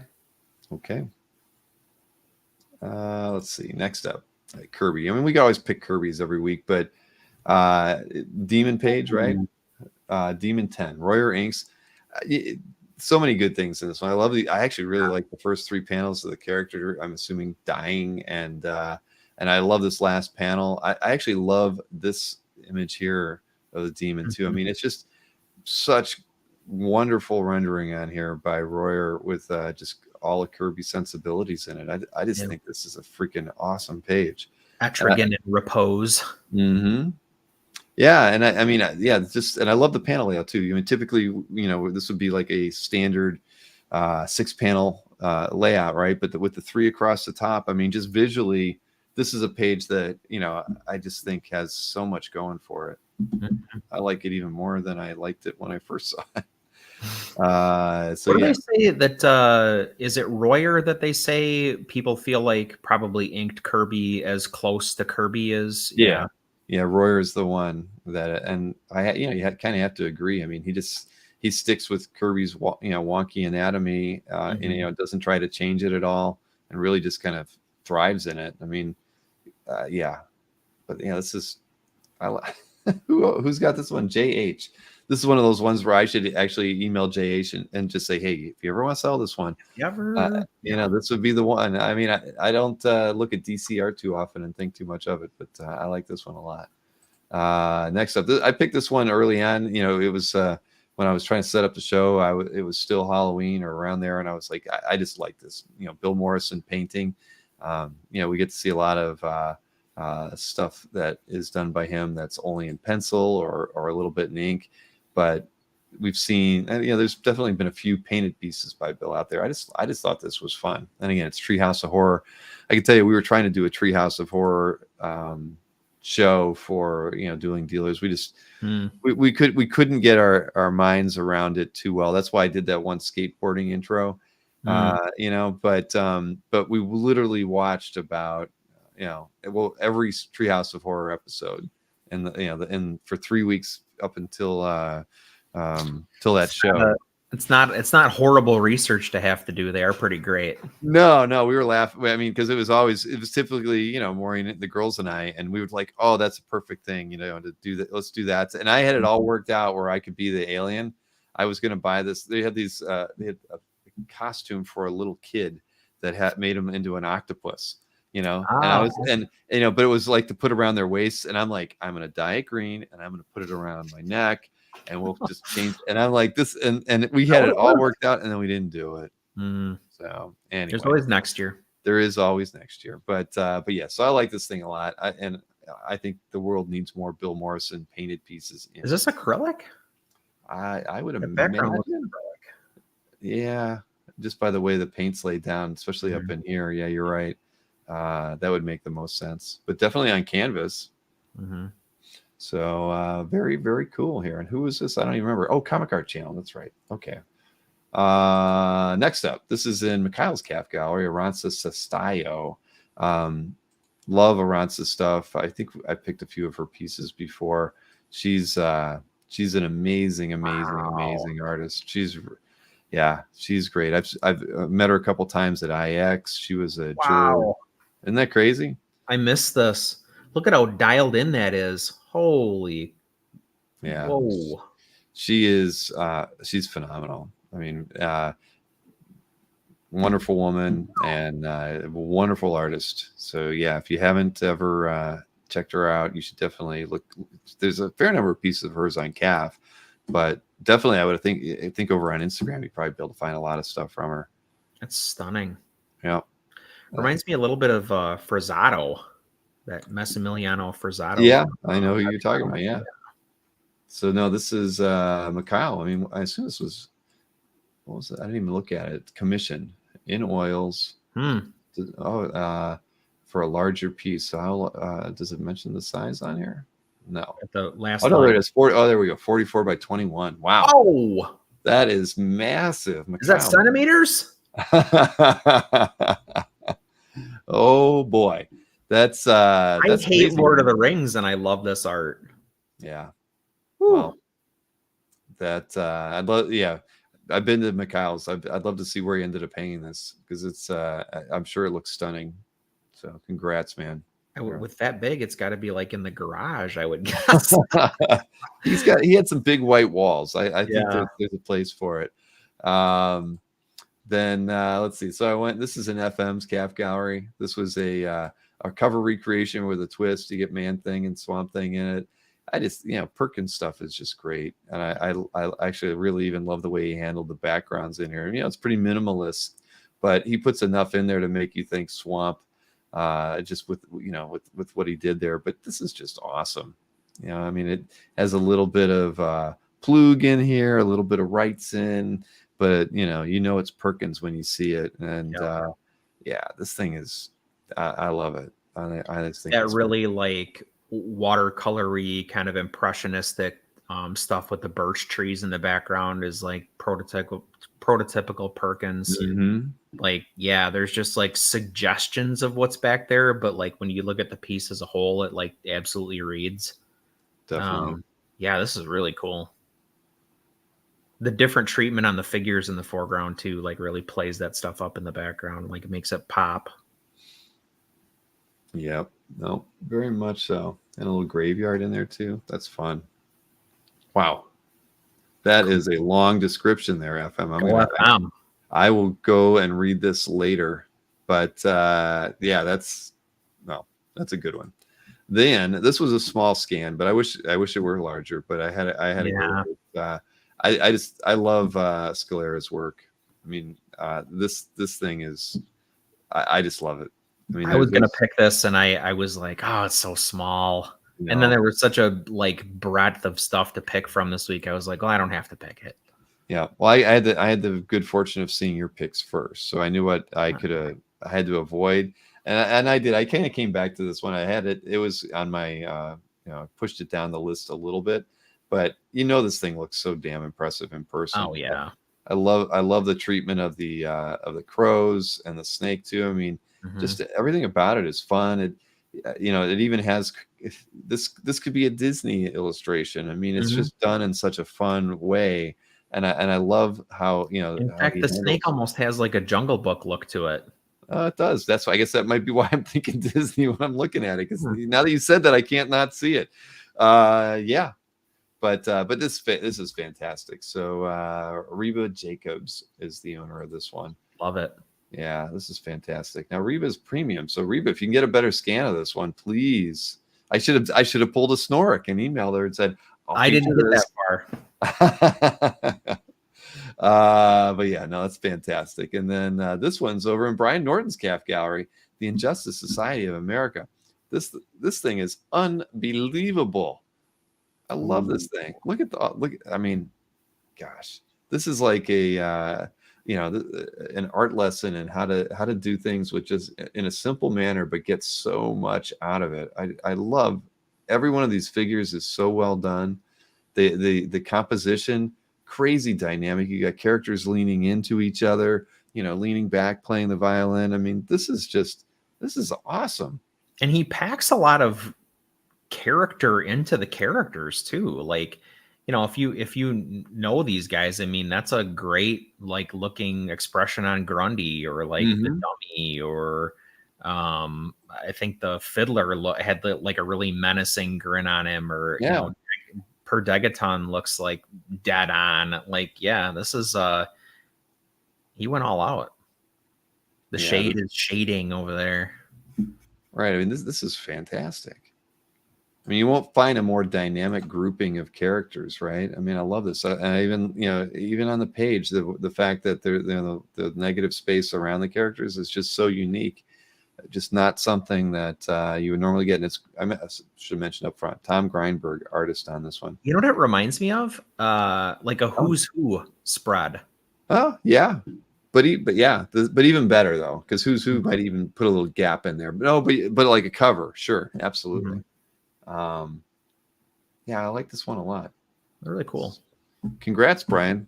You did really well with this one. I bet you got I hope you got a lot of comments. There you go. A lot of comments by Brian. It was used as a pinup in one of the 80-page villain specials. So yeah, that. Oh, well, there you go. Okay, cool.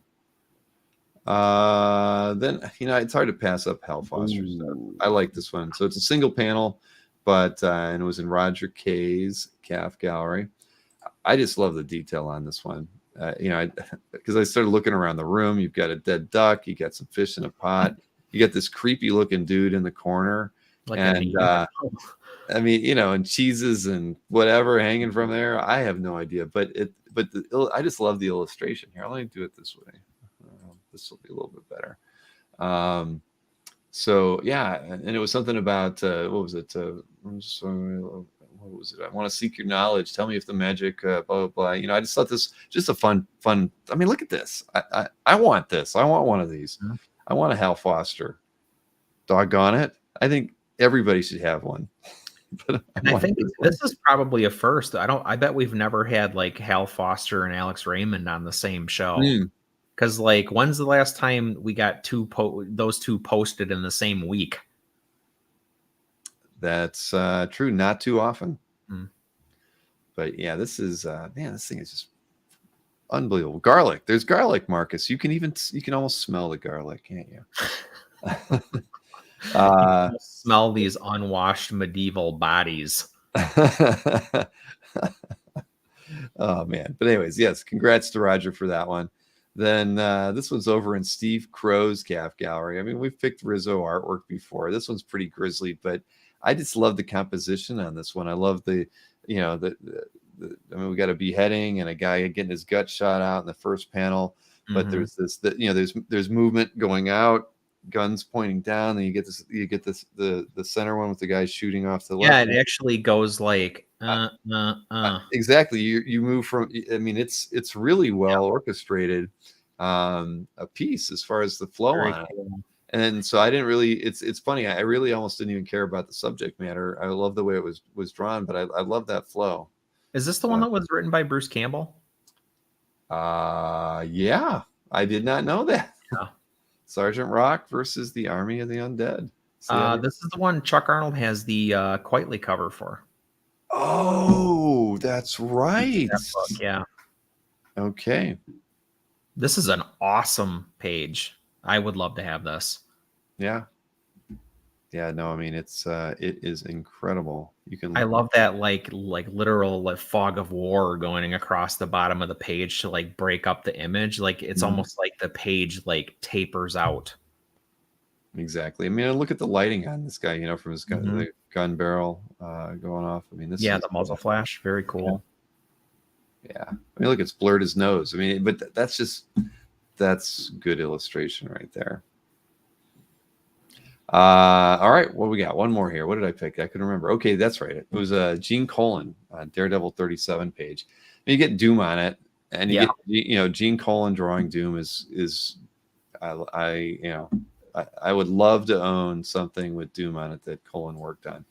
I just like this panel layout. I mean, it's kind of odd in the way that it's structured with the three panels on the two rows. But I kind of like the fact that they're not even, right? I mean, as far as the way he's kind of spaced them out are not the same. I guess the bottom row looks. It's also got some like wild camera angles. Yeah. Like why is so much of it upshot? But right, I was just looking at this one thinking, you're right. Why is this one upshot? He's going for a Gil Kane on that first one. There you go. Doom's just got the old school like Iron Man tinted nose though. Mm-hmm. Yeah, very true. But this is a great page though, man. That smiling DD in the bottom middle is epic. That's like worth the whole page in my mind. That is, look at that. That is, you're absolutely right. That is, I didn't. It's funny. That was like one of the panels I just wasn't sticking there for me. But that one, now that you mention it, yeah, that's. I have to rank that though after this one. Look, because he's smiling here too. Mm-hmm. So who was this owner on this one? Claudio Di Ubaldo, another Italian art collector. So lots of good art in Italy. Yeah. I guess that's why Como has their show in Italy. It's starting to make a lot of sense to me now. But yeah, wow, this is a really good piece. And Claudio is a 8-year member of CAF. Why do I feel like I've never? I think I've actually had stuff from his gallery on the show before. The name is familiar. Yeah. And I don't know why I would know it otherwise. Huh. I wonder what his most viewed stuff is. Let's see. Let's take his most comments. That's usually a better way. Oh, look, the colon. And you got a Marvel team up page.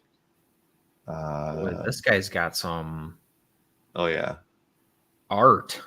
Andrew Spidey, Windsor Smith, Marvel Premiere. Yeah, Mazzucchelli. Oh my goodness. Yeah. So yeah, he knows his stuff. Nice. Cool. All right. Well, we did it. Look at that. It literally just turned to the 3-hour mark for the show. All right.